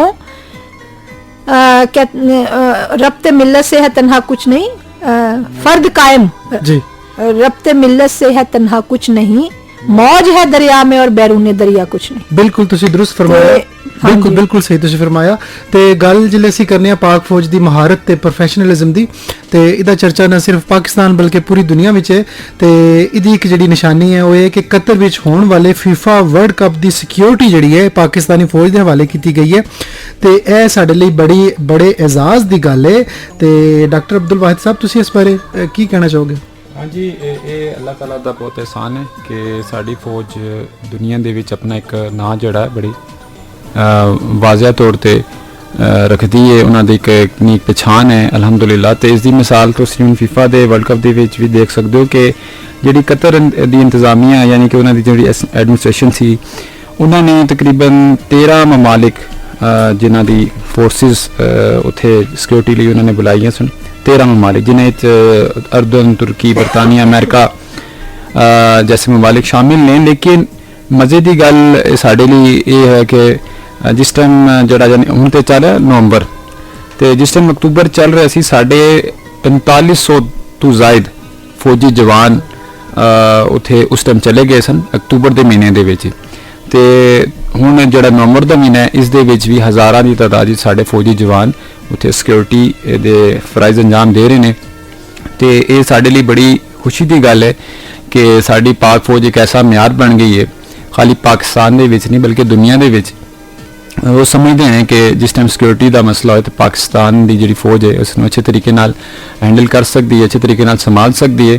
ਤੇ ਗੱਲ ਤੇ ਸਾਨੂੰ ਵੀ ਸਮਝਣ ਦੀ ਹੈ ਕਿ ਜਿਹੜੇ ਸਾਡੇ ਇਸ ਮੁਲਕ ਦੇ ਵਿੱਚ ਜਿਹੜੇ ਮਸਾਇਲ ਆ ਰਹੇ ਨੇ, ਜਿਹੜੇ ਸਾਜ਼ਿਸ਼ਾਂ ਨੇ, ਅਸੀਂ ਉਸ ਨੂੰ ਸਮਝਣਾ ਹੈ ਕਿ ਉਹ ਸਾਜ਼ਿਸ਼ ਚਾਹੇ ਸਾਡੇ ਫੌਜ ਦੇ ਖਿਲਾਫ ਹੋਵੇ, ਚਾਹੇ ਜਿਹੜੇ ਸਾਡੇ ਮੁਲਕ ਦੇ ਖਿਲਾਫ ਹੋਵੇ। ਤੇ ਸਾਨੂੰ ਚਾਹੀਦਾ ਹੈ ਕਿ ਅਸੀਂ ਜਿਸ ਤਰ੍ਹਾਂ ਦੇ ਮਾਜ਼ ਨੇ ਉਸ ਦਾ ਕਿਲਾ ਕਮਾ ਕਰੀਏ, ਤੇ ਜਿਹੜੀ ਸਾਡੀ ਫੌਜ ਆ ਅਸੀਂ ਉਸ ਦੇ ਨਾਲ ਖਲੋਣਾ ਹੈ। ਤੇ ਅਸੀਂ ਹਰ ਦਮ ਦੇ ਵਿੱਚ ਸਾਡੀ ਕੋਸ਼ਿਸ਼ ਹੋਣੀ ਚਾਹੀਦੀ ਹੈ ਕਿ ਅਸੀਂ ਜਿਤਨਾ ਉਹਨਾਂ ਨੂੰ ਇਨਕਰੇਜ ਕਰ ਸਕਦੇ ਹਾਂ ਅਸੀਂ ਉਹਨਾਂ ਨੂੰ ਇਨਕਰੇਜ ਕਰੀਏ। ਉਸ ਦੀ ਵਜ੍ਹਾ ਸਾਡੀ ਲਈ ਸਿੱਧੀ ਸਾਦੀ ਗੱਲ ਹੈ ਕਿ ਜਿਸ ਟਾਈਮ ਸਾਡੀ ਫੌਜ ਮਜ਼ਬੂਤ ਹੋਏਗੀ ਤੇ ਸਾਡਾ ਦਿਫਾ ਮਜ਼ਬੂਤ ਹੋਏਗਾ। ਤੇ ਸਾਡੀ ਜਿਤਨੀ ਫੀਲਡਸ ਨੇ ਉਸ ਦੇ ਵਿੱਚ ਅਸੀਂ ਚਾਹੇ ਬਰੀ ਫੌਜ ਹੋਵੇ, ਬਹਿਰੀ ਫੌਜ ਹੋਵੇ, ਜਿਤਨੀ ਵੀ ਸਾਡੇ ਫੀਲਡਸ ਨੇ ਅਲਹਮਦੁਲਿਲਾ ਸਾਡੀ ਫੌਜ ਅੱਛਾ ਕੰਮ ਕਰ ਰਹੀ ਹੈ। ਤੇ ਅਸੀਂ ਇਹ ਦੁਆ ਕਰਾਂਗੇ ਕਿ ਰੱਬ ਤਾਲਾ ਇਸ ਸਾਡੇ ਮੁਲਕ ਦੇ ਦਿਫਾਅ 'ਚ ਮਜ਼ੀਦ ਤਰੱਕੀਆਂ ਦੇਵੇ। ਜੀ ਅਬਦੁਲ ਵਾਹਿਦ ਸਾਹਿਬ ਤੁਸੀਂ ਬੜਾ ਅੱਛਾ ਐਕਸਪਲੇਨ ਕੀਤਾ, ਤੇ ਸਾਡੇ ਲਈ ਬੜੀ ਇਜ਼ਾਜ਼ ਦੀ ਗੱਲ ਹੈ ਕਿ ਕਤਰ ਵਿੱਚ ਜਿਹੜਾ ਵਰਲਡ ਕੱਪ ਹੋ ਰਿਹਾ ਉੱਥੇ ਪਾਕਿਸਤਾਨ ਫੌਜ ਦੀਆਂ ਖਿਦਮਤਾਂ ਉਹਨਾਂ ਨੇ ਮੰਗੀਆਂ ਨੇ, ਤੇ ਇਸ ਵੇਲੇ ਸਿਕਿਉਰਿਟੀ ਦੇ ਇੰਤਜ਼ਾਮਾਤ ਬੜੇ ਜ਼ਬਰਦਸਤ ਚੱਲ ਰਹੇ ਨੇ। ਤੇ ਕੁਰਾ ਤੋਂ ਲੈਣ ਰਾਜਾ ਸਾਹਿਬਾ, ਮੈਨੂੰ ਤੁਸੀਂ ਇਹ ਦੱਸੋ ਕਿ ਪਾਕਿਸਤਾਨੀ ਫੌਜ ਦੇ ਬਾਰੇ ਮਸ਼ਹੂਰ ਹੈ ਕਿ ਇੱਕ ਨਜ਼ਮ ਜ਼ਬਤ ਯਾਨੀ ਡਿਸਿਪਲਿਨ ਦਾ ਬੜਾ ਅੱਛਾ एक निज़ाम है ना साड़ी आर्मी दे विच, इस बारे तुसी की कहना चाहोगे? जी बिल्कुल, एक तो ये कि फ़ौज के अंदर अपना उनका एक बहुत डिसिप्लिन्ड निज़ाम है, उनकी हर चीज़, हर पॉलिसी, हर जो उनकी स्ट्रैटेजी है वो एक बहुत ज़्यादा डिसिप्लिन्ड मैनर में होती है। दूसरा ये कि हमारी जो पाक फ़ौज है उसका जो कॉन्स्टिट्यूशनल मिशन है वो भी यही है कि पाकिस्तान में अमन को, यूनिटी को, डिसिप्लिन को कायम रखना है। तो उसमें मैंने खुद भी ऑब्जर्व किया है कि हमारे मुल्क में जो भी जितने भी इंसिडेंट्स होते हैं, इवेंट्स होते हैं या कोई भी तकरीबात आती हैं, फॉर एग्जांपल अगर कोई फ्लड रिलीफ है या कोई अर्थक्वेक रिलीफ है या कोई जो इवन जो पोलियो की ड्यूटीज़ हैं, मुहर्रम की ड्यूटीज़ हैं, जो मेडिकल कैंप्स हैं, इन सारे इवेंट्स में हमारी फ़ौज जो है वो हमेशा सर फहरिस्त होती है डिसिप्लिन को बरकरार रखने में। तो फ़ौज में अपना भी एक फ़ौज डिसिप्लिन को बहुत ज़्यादा टारगेट करती है अपने निज़ाम के अंदर भी, और मुल्क में भी डिसिप्लिन को परस्यू करने के लिए हमेशा सर फहरिस्त होती है हमारी फ़ौज जो है। तो हमारी पाकिस्तान फ़ौज का एक बहुत प्रोमिनेंट एट्रीब्यूट एट्रीब्यूट है, प्रोमिनेंट फीचर है कि they are always disciplined and they are always struggling to maintain discipline in Pakistan. ਜੀ ਕੁਰਤ ਸਾਹਿਬਾ, ਇਹ ਮੌਜੂ ਐਸਾ ਹੈ ਕਿ ਜਿਹਦੇ ਤੇ ਜਿੰਨੀ ਵੀ ਗੱਲ ਕੀਤੀ ਜਾਏ ਕਮ ਹੈ, ਲੇਕਿਨ ਸਾਡੇ ਕੋਲ ਚੂੰਕਿ ਹੁਣ ਵਕਤ ਬਹੁਤ ਕਮ ਹੈ ਤੇ ਸ਼ੋਅ ਦਾ ਵੇਲਾ ਜਿਹੜਾ ਤਕਰੀਬਨ ਮੁੱਕਣ ਵਾਲਾ ਹੈ, ਤੇ ਜਾਂਦਿਆਂ ਜਾਂਦਿਆਂ ਮੈਂ ਪਹਿਲੇ ਮਲਕਾ ਰਿਜ਼ਵਾਨਾ ਸਾਹਿਬਾ ਨੂੰ ਗੁਜ਼ਾਰਿਸ਼ ਕਰਾਂਗਾ ਕਿ ਤੁਸੀਂ ਕੀ ਪੈਗਾਮ ਦੇਣਾ ਚਾਹੋਗੇ।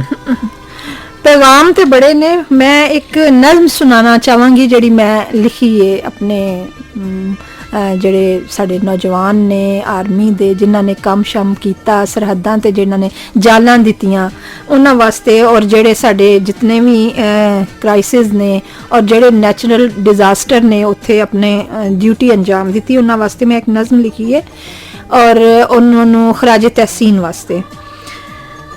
अच्छा जी, नज्म का उन्वान है सरफरोश, है उर्दू दी, इजाजत है? जी जी इजाजत। वो तो सर खरीद हैं और मैं सरफरोश, वाह। वो तो सर खरीद हैं और मैं सरफरोश, मार के शदीद हैं और मैं सरफरोश, वाह।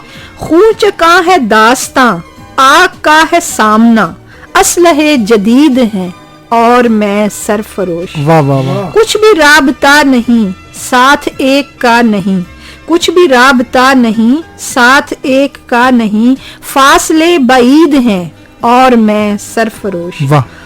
तोप है तफंग है, तफंग जो है ये बंदूक को कहते हैं फारसी में, तोप है तफंग है खून खाक रंग है, तोप है तफंग है खून खाक रंग है, तीर भी कशीद हैं और मैं सरफरोश, आतिशी गुबार हैं खारदार तार हैं, मोर्चे भी दीद हैं और मैं सरफरोश, दुश्मनों से वास्ता मौत है की है, मौत के ही हर जगह, दुश्मनों से वास्ता मौत के ही हर जगह, कह कहे शुनीद हैं और मैं सरफरोश। वाह वाह वाह वाह। और मैं सरफरोश। वाह वाह वाह वाह वाह वाह। ਤੁਸੀਂ ਬੜੀ ਅੱਛੀ ਨਜ਼ਮ ਵੀ ਸੁਣਾਈ, ਬਲਕਿ ਇਹਦੇ ਵਿੱਚ ਬੜਾ ਅੱਛਾ ਪੈਗਾਮ ਵੀ ਸੀ। ਤੇ ਅਬਦੁਲ ਵਾਹਿਦ ਅਨਵਰ ਸਾਹਿਬ, ਤੁਸੀਂ ਜਾਂਦੇ ਜਾਂਦੇ ਕੀ ਕਹਿਣਾ ਚਾਹੋਗੇ? ਜਾਣੇ ਜਾਂਦੇ ਬਸ ਕਿਉਂਕਿ ਵਕਤ ਥੋੜਾ ਵੀ ਹੈ, ਲੇਕਿਨ ਕਿਉਂਕਿ ਟੌਪਿਕ ਜਿਹੜਾ ਹੈ ਸਾਡਾ ਇੱਕ ਇਸ ਤਰ੍ਹਾਂ ਦਾ ਟੌਪਿਕ ਜਿਸ ਅਸੀਂ ਕਾਫੀ ਦੇਰ ਗੁਫ਼ਤਗੂ ਕਰ ਸਕਦੇ ਹਾਂ, ਕਿਉਂਕਿ ਜਿਸ ਟਾਈਮ ਮੁਲਕ ਦੀ ਗੱਲ ਹੋਏਗੀ, ਮੁਲਕ ਦੇ ਦਿਫਾ ਦੀ ਗੱਲ ਹੋਏਗੀ, ਪਾਕ ਫੌਜ ਦੀ ਗੱਲ ਹੋਏਗੀ, ਤੇ ਸਾਡੇ ਕੋਲ ਕਾਫੀ ਕਿੱਸੇ ਨੇ, ਕਾਫੀ ਵਾਕਿਆਤ ਨੇ ਜਿਹੜੇ ਅਸੀਂ ਆਪਣੇ ਦੋਸਤਾਂ ਤੋਂ ਸੁਣਦੇ ਰਹਿੰਦੇ ਹਾਂ, ਤੇ ਨਾਲ ਜਿਹੜੇ ਸਾਡੇ ਜਿਸ ਤਰ੍ਹਾਂ ਮੁਹੱਲੇ ਦੇ ਸਾਡੇ ਇਲਾਕੇ ਦੇ ਵਿੱਚ ਜਿਹੜੇ ਰਿਟਾਇਰਡ ਆਫਿਸਰਸ ਨੇ ਜਾਂ ਜਿਹੜੇ ਰਿਟਾਇਰਡ ਮੇਰੇ ਜਿਸ ਤਰ੍ਹਾਂ ਜਾਣਨ ਨੇ ਇੱਕ ਸੂਬੇਦਾਰ ਸਾਹਿਬ ਨੇ, ਉਹ ਅਕਸਰ ਨਾ ਜਿਸ ਤਰ੍ਹਾਂ ਗੱਲਬਾਤ ਹੁੰਦੀ ਹੈ ਜਾਂ ਉਹਨਾਂ ਦੀ ਇੱਕ ਤਰਫੋਂ ਜਿਹੜਾ ਇੱਕ ਪੈਗਾਮ ਮਿਲਦਾ ਹੈ ਕਿ ਅਸੀਂ ਕਿਸ ਤਰ੍ਹਾਂ ਲੜੇ ਤੇ ਸਾਡੇ ਨਾਲ ਕਿਸ ਤਰ੍ਹਾਂ ਦੇ ਵਾਕਿਆਤ ਹੋਏ ਤੇ ਅੱਲਾਹ ਤਾਲਾ ਨੇ ਕਿਸ ਤਰ੍ਹਾਂ ਸਾਡੀ ਮਦਦ ਕੀਤੀ, ਤੇ ਬੜੀ ਖੁਸ਼ੀ ਹੁੰਦੀ ਹੈ ਸਾਨੂੰ। ਤੇ ਪਾਕਿਸਤਾਨ ਦਾ ਵਜੂਦ ਵੀ ਇੱਕ ਮੌਜਜ਼ਾ, ਤੇ ਪਾਕਿਸਤਾਨ ਦੀ ਹਿਫਾਜ਼ਤ ਵੀ ਰੱਬ ਤਾਲਾ ਫਰਮਾ ਰਿਹਾ ਹੈ, ਤੇ ਅੱਲਾਹ ਦਾ ਸ਼ੁਕਰ ਹੈ ਕਿ ਸਾਡੇ ਕੋਲ ਐਸੀ ਫੌਜ ਮੌਜੂਦ ਹੈ ਜਿਹੜੀ ਕੈਪੇਬਲ ਹੈ, ਜਿਹੜੀ ਕਾਬਿਲ ਫੌਜ ਹੈ, ਜਿਹੜੀ ਲੜ ਸਕਦੀ ਹੈ, ਤੇ ਜਿਹੜੀ ਸਾਇੰਸ ਔਰ ਟੈਕਨੋਲੋਜੀ ਦੇ ਮੁਤਾਬਿਕ ਆਪਣੀ ਜਿਹੜੇ ਡਿਫਰੈਂਟ ਡਿਪਾਰਟਮੈਂਟਸ ਨੇ ਉਸ ਵਿੱਚ ਕੰਮ ਵੀ ਕਰਦੀ ਹੈ, ਤੇ ਮੈਨੂੰ ਖੁਸ਼ੀ ਹੁੰਦੀ ਹੈ। ਤੇ ਮੈਂ ਜਿਸ ਯੂਨੀਵਰਸਿਟੀ ਦਾ ਸਟੂਡੈਂਟ ਰਿਹਾ ਉਹ ਵੀ 에ਅਰ ਫੋਰਸ ਦੇ ਨਾਲ ਮੁੰਸਲਿਕ ਯੂਨੀਵਰਸਿਟੀ ਹੈ, ਤੇ ਉਸ ਦੇ ਵਿੱਚ ਮੈਂ ਦੇਖਿਆ ਕਿ ਮੈਨੂੰ ਖੁਸ਼ੀ ਹੋਈ ਕਿ ਇੱਕ ਤਾਂ ਮੇਰੀ ਨਜ਼ਰ ਪਈ ਕਿ ਜਿਸ ਟਾਈਮ ਮੈਂ ਰਿਸਰਚ ਪੇਪਰ ਦੇਖਿਆ ਜਿਹੜਾ ਰਡਾਰ ਟੈਕਨੋਲੋਜੀ ਦੇ ਉੱਤੇ ਸੀ, ਤੇ ਮੈਨੂੰ ਖੁਸ਼ੀ ਹੋਈ ਕਿ ਸਾਡੀ ਜਿਹੜੀ 에ਅਰ ਫੋਰਸ ਹੈ ਉਹ ਕਿੰਨੀ ਅੱਛੀ ਟੈਕਨੋਲੋਜੀ ਤੇ ਕੰਮ ਕਰ ਰਹੀ ਹੈ, ਤੇ ਮੈਨੂੰ ਬਹੁਤ ਖੁਸ਼ੀ ਹੋਈ। ਤੇ ਮੈਂ ਅਕਸਰ ਜਿਸ ਤਰ੍ਹਾਂ ਮੇਰੇ ਜਿਹੜੇ ਸਟੂਡੈਂਟਸ ਹੁੰਦੇ ਨੇ, ਤਾਲਿਬ ਇਲਮ ਜਿਹੜੇ ਮੇਰੇ ਸਟੂਡੈਂਟ ਨੇ, ਉਹਨਾਂ ਨੂੰ ਮੈਂ ਦੱਸਦਾ ਵੀ ਹਾਂ ਕਿ ਸਾਡੀ ਫੌਜ ਜਿਹੜੀ ਅਗਰ ਮੈਂ 에ਅਰ ਫੋਰਸ ਦੀ ਵੀ ਗੱਲ ਕਰਾਂ ਤੇ ਬੜੀ ਅੱਛਾ ਕੰਮ ਕਰ ਰਹੀ ਹੈ, ਤੇ ਸਾਨੂੰ ਫਖਰ ਹੈ ਕਿ ਅੱਲਾਹ ਤਾਲਾ ਨੇ ਸਾਨੂੰ ਇੱਕ ਮੁਲਕ ਪਾਕਿਸਤਾਨ ਦਿੱਤਾ, ਸਾਨੂੰ ਅੱਲਾਹ ਤਾਲਾ ਨੇ ਪਾਕਿਸਤਾਨੀ ਬਣਾਇਆ, ਤੇ ਨਾਲ ਨਾਲ ਸਾਨੂੰ ਇੱਕ ਮਜ਼ਬੂਤ ਫੌਜ ਦਿੱਤੀ। ਤੇ ਮੈਂ ਹੀ ਚਾਹਾਂਗਾ ਕਿ ਅੱਲਾਹ ਤਾਲਾ ਸਾਡੀ ਜਿਹੜੀ ਫੌਜ ਹੈ ਇਸ ਨੂੰ ਮਜ਼ੀਦ ਤਾਕਤ ਦੇ ਕਿ ਪਾਕਿਸਤਾਨ ਦੀ ਹਿਫਾਜ਼ਤ ਕਰਨ, ਤੇ ਪਾਕਿਸਤਾਨ ਦੀ ਸਰਹੱਦਾਂ ਦੀ ਜਿਤਨਾ ਹੋ ਸਕਦਾ ਹੈ ਇਹ ਆਪਣੀ ਕੁਰਬਾਨੀਆਂ ਦੇਣ। ਇਹ ਉਹ ਲੋਕ ਨੇ ਜਿਹੜੇ ਆਪਣੇ ਕਾਰੋਬਾਰ ਨੂੰ ਛੋੜ ਕੇ, ਆਪਣੀ ਲਾਈਫ ਨੂੰ, ਜ਼ਿੰਦਗੀ ਨੂੰ ਛੋੜ ਕੇ, ذاتی زندگی چھوڑ کے ملک پاکستان ਲਈ ਕੰਮ ਕਰ ਰਹੇ ਨੇ, ਤੇ ਅਸੀਂ ਸਾਰੇ ਮਿਲ ਕੇ ਦੁਆ ਕਰਨੇ ਆ ਕਿ ਅੱਲਾਹ ਤਾਲਾ ਇਹਨਾਂ ਨੂੰ ਤੌਫੀਕ ਦੇ, ਤਾਕਤ ਦੇ ਮਜ਼ੀਦ। ਜੀ ਡਾਕਟਰ ਸਾਹਿਬ ਬਹੁਤ ਸ਼ੁਕਰੀਆ। ਤੇ ਕੁਰਾਤੁਲ ਐਨ ਰਾਜਾ ਸਾਹਿਬਾ, ਤੁਸੀਂ ਜਾਂਦੇ ਜਾਂਦੇ ਕੀ ਕਹਿਣਾ ਚਾਹੋਗੇ? इसमें जाते जाते यही कहना चाहूँगी कि इकबाल का एक शेर है जो मेरे दिल के बहुत करीब है, वो यही है कि तू शाही है परवाज़ है काम तेरा, तेरे सामने आसमां और भी हैं। تو یہ یہاں پہ اقبال نے جس نوجوان کی بات کی ہے جس کو شاہین کہا ہے، تو میرا خیال سے ہمارے فوجی جوان جو ہیں وہ وہی جوان ہیں جو شاہین کی مانند ہیں، اور وہ بالکل ہمیشہ سے پرواز کرنے کے لیے تیار ہیں. They are always ready to take پرواز، they are always ready to take any kind of threat, any kind of risk, any kind of sacrifice for the prosperity of the country. تو میرا خیال سے اگر وہ ہر چیز میں اتنے سر فہرست ہیں کہ اپنی جان کی پرواہ کیے بغیر اپنی خدمات اس طریقے سے انجام دے رہے ہیں، تو ہمیں بھی عوام کو بھی یہی چاہیے کہ ان کو بھرپور محبت کے ساتھ اپنی محبت انہیں پرووائڈ کریں، کیونکہ فوج جو ہے اس نے عوام سے چلنا ہے اور عوام نے فوج سے چلنا ہے، تو دونوں میں ایک باہمی محبت کا رشتہ ضرور ہونا چاہیے. جی میں بہت شکر گزار ہاں ملکہ رضوانہ، ڈاکٹر عبدالواحد انور ਤੇ ਕੁਰਾਤੁਲੈਨ ਰਾਜਾ ਸਾਹਿਬਾ ਦਾ ਕਿ ਤੁਸੀਂ ਅੱਜ ਇੱਥੇ ਸਾਡੇ ਸਟੂਡੀਓਜ਼ ਵਿੱਚ ਤਸ਼ਰੀਫ ਲੈ ਕੇ ਆਏ ਤੇ ਅਸੀਂ ਅੱਜ ਪਾਕ ਫੌਜ ਦੇ ਸ਼ਹੀਦਾਂ ਤੇ ਗਾਜ਼ੀਆਂ ਨੂੰ ਖੁਸੂਸੀ ਖਰਾਜੇ ਤਹਿਸੀਨ ਪੇਸ਼ ਕਰਨ ਦੀ ਕੋਸ਼ਿਸ਼ ਕੀਤੀ ਤੇ ਸਾਡੀ ਫੌਜ ਸਦਾ ਸਲਾਮਤ ਰਵੇ. ਇਹਦੇ ਨਾਲ ਹੀ ਸਾਡੇ ਜਿਹੜਾ ਸ਼ੋਅ ਦਾ ਵੇਲਾ ਮੁੱਕਦਾ ਏ ਤੇ ਜਾਂਦੇ ਜਾਂਦੇ ਤੁਹਾਨੂੰ ਇਜ਼ਾਜ਼ ਅਹਿਮਦ ਆਜ਼ਰ ਹੋਰਾਂ ਦੀ ਇਹ ਨਜ਼ਮ ਸੁਣਾਉਂਦੇ ਆ. ਇਹਦੇ ਨਾਲ ਹੀ ਮੈਨੂੰ ਇਜਾਜ਼ਤ ਦਿਓ. ਰੱਬ ਰਾਖਾ.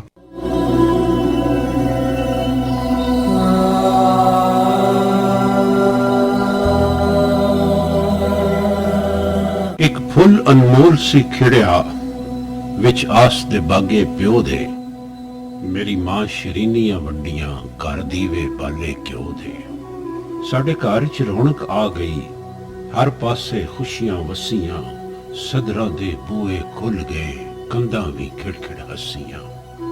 ਮੈਨੂੰ ਦੇਣ ਵਧਾਈ ਸਖੀਆਂ, ਤੇਰੀ ਜਾਗ ਪਈ ਤਕਦੀਰ, ਨਾਲੇ ਦੇਣ ਦੁਆਵਾਂ ਸਾਰੀਆਂ, ਸ਼ਾਲਾ ਜੀਵੇ ਭੈਣ ਦਾ ਵੀਰ. ਮਾਂ ਤੱਕ ਤੱਕ ਨਹੀਂ ਸੀ ਰੱਜਦੀ, ਇਹ ਚੰਨ ਤੋਂ ਸੋਹਣਾ ਲਾਲ, ਉਹਦਾ ਮੱਥੜਾ ਲੱਠ ਲੱਠ ਕਰਦਾ ਜਿਵੇਂ ਬਲਦੀ ਪਈ ਮਸ਼ਾਲ.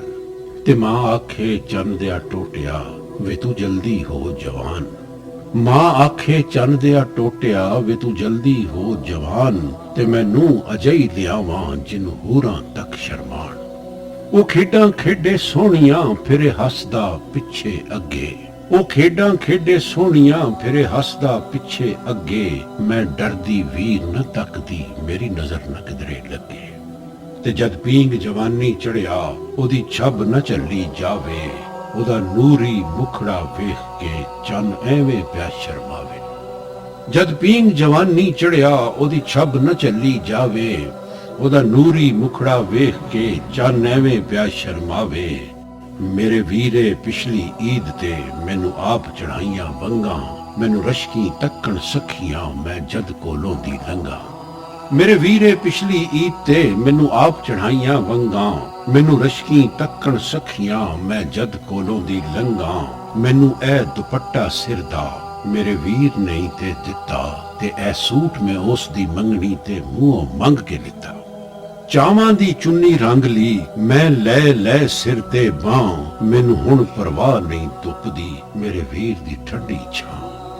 ਤੇ ਸਦਰਾਂ ਦੇ ਵਗਦੇ ਵਹਿਣ ਵਿੱਚ ਮੈਂ ਡੁੱਬਦੀ ਡੁੱਬਦੀ ਜਾਂ, ਮੇਰੇ ਵੀਰ ਦੇ ਸਿਰ ਤੇ ਸਿਹਰਾ ਬੰਨੇਗੀ ਇੱਕ ਦਿਨ ਮਾਂ. ਮੇਰਾ ਵੀਰ ਬਣੇਗਾ ਲਾੜਾ, ਮੈਨੂੰ ਦੇਣਗੇ ਸਭ ਵਧਾਈ, ਘੋੜੀ ਦੀ ਵਾਗ ਨੂੰ ਚੁੰਮ ਕੇ ਮੈਂ ਲਾਂਗੀ ਵਾਗ ਫੜਾਈ. ਤੇ ਫਿਰ ਆਵੇਗੀ ਇੱਕ ਭਾਬੀ, ਮੇਰੀ ਸਦਰਾਂ ਦੀ ਉਹ ਜਾਨ, ਮੇਰੇ ਵੀਰ ਦੇ ਦਿਲ ਦੀ ਮਲਕਾ, ਬਾਬਲ ਦੇ ਦਿਲ ਦਾ ਮਾਣ. ਪਾਵਾਂਗੀ ਉਸ ਨੂੰ ਸੁਰਮਾ, ਤੇ ਲਾਂਗੀ 100 ਲਾਗ, ਇਸ ਘਰ ਦੇ ਉਹਦੇ ਆਣ ਤੇ ਜਾਗਣਗੇ ਸੁੱਤੇ ਬਾਗ. ਮੈਂ ਖਬਰੇ ਕੀ ਸੋਚਿਆ, ਮੈਂ ਕੀ ਮਲ ਉਸਾਰੇ, ਮੈਂ ਖਬਰੇ ਕੀ ਸੋਚਿਆ, ਮੈਂ ਕੀ ਮਲ ਉਸਾਰੇ. ਤਕਦੀਰ ਨਖੁੱਟੀ ਆਣ ਕੇ ਢਾ ਦਿੱਤੇ ਪਲ ਚ ਸਾਰੇ.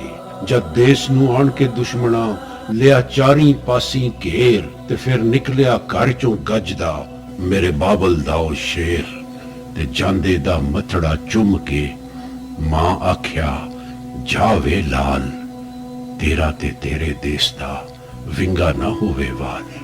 ਜਾਂਦੇ ਦਾ ਮੱਥੜਾ ਚੁੰਮ ਕੇ ਮਾਂ ਆਖਿਆ, ਜਾਵੇ ਲਾਲ, ਤੇਰਾ ਤੇ ਤੇਰੇ ਦੇਸ਼ ਦਾ ਵਿੰਗਾ ਨਾ ਹੋਵੇ ਵਾਲ. ਮੇਰੇ ਦੁੱਧ ਦੀ ਲਾਜ ਤੂੰ ਰੱਖ ਲਈ, ਸੀਨੇ ਤੇ ਚੱਲੀ ਵਾਰ, ਤੇ ਮੈਨੂੰ ਆਣ ਵਿਖਾਵੀਂ ਮੂੰਹ ਨਾ ਹੋਈ ਜੇ ਕਰ ਤੈਨੂੰ ਹਾਰ. ਪਿਓ ਆਖਿਆ ਸੀਨੇ ਲਾ ਕੇ, ਮੇਰੀ ਅੱਖੀਆਂ ਦੇ ਐ ਨੂਰ, ਜਾ ਦੇਸ ਦੀ ਆਣ ਦੇ ਰਾਖੇ, ਤੇਰੀ ਕੁੱਲ ਬਲਾਈ ਦੂਰ। ਤੇ ਫਿਰ ਆਉਣ ਮਹਾਸ ਤੋਂ ਖਬਰਾਂ, ਉਹਦਾ ਵਾਰ ਨਾ ਕੋਈ ਚੱਲੇ, ਉਹ ਬਣ ਕੇ ਬਿਜਲੀ ਵੈਰੀਆਂ ਤੇ ਵਧ-ਵਧ ਕਰਦਾ ਹੱਲੇ। ਉਹਦੀ ਛਾਤੀ ਤੇ ਇੱਕ ਤਮਗਾ ਲੱਗਾ ਸੋਨੇ ਦਾ ਸਰਕਾਰੋਂ, ਤੇ ਮੇਰੀ ਮਾਂ ਨੂੰ ਲੱਖ ਮੁਬਾਰਕਾਂ ਪਈਆਂ ਆਵਣ ਅੰਦਰੋਂ ਬਾਹਰੋਂ।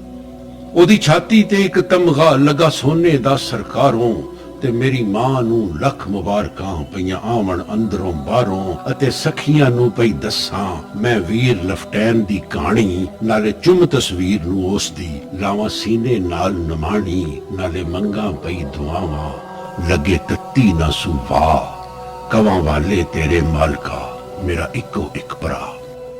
ਮੇਰੇ ਬਾਬਲ ਦੀ ਪਰ ਦੁਨੀਆ ਗਈ ਲੁੱਟੀ ਅਚਣ ਚੇਤ, ਮੈਂ ਜਿੰਨੇ ਮਲ ਉਸਾਰੇ ਗਈ ਕਿਰ ਉਹਨਾਂ ਦੀ ਰੇਤ।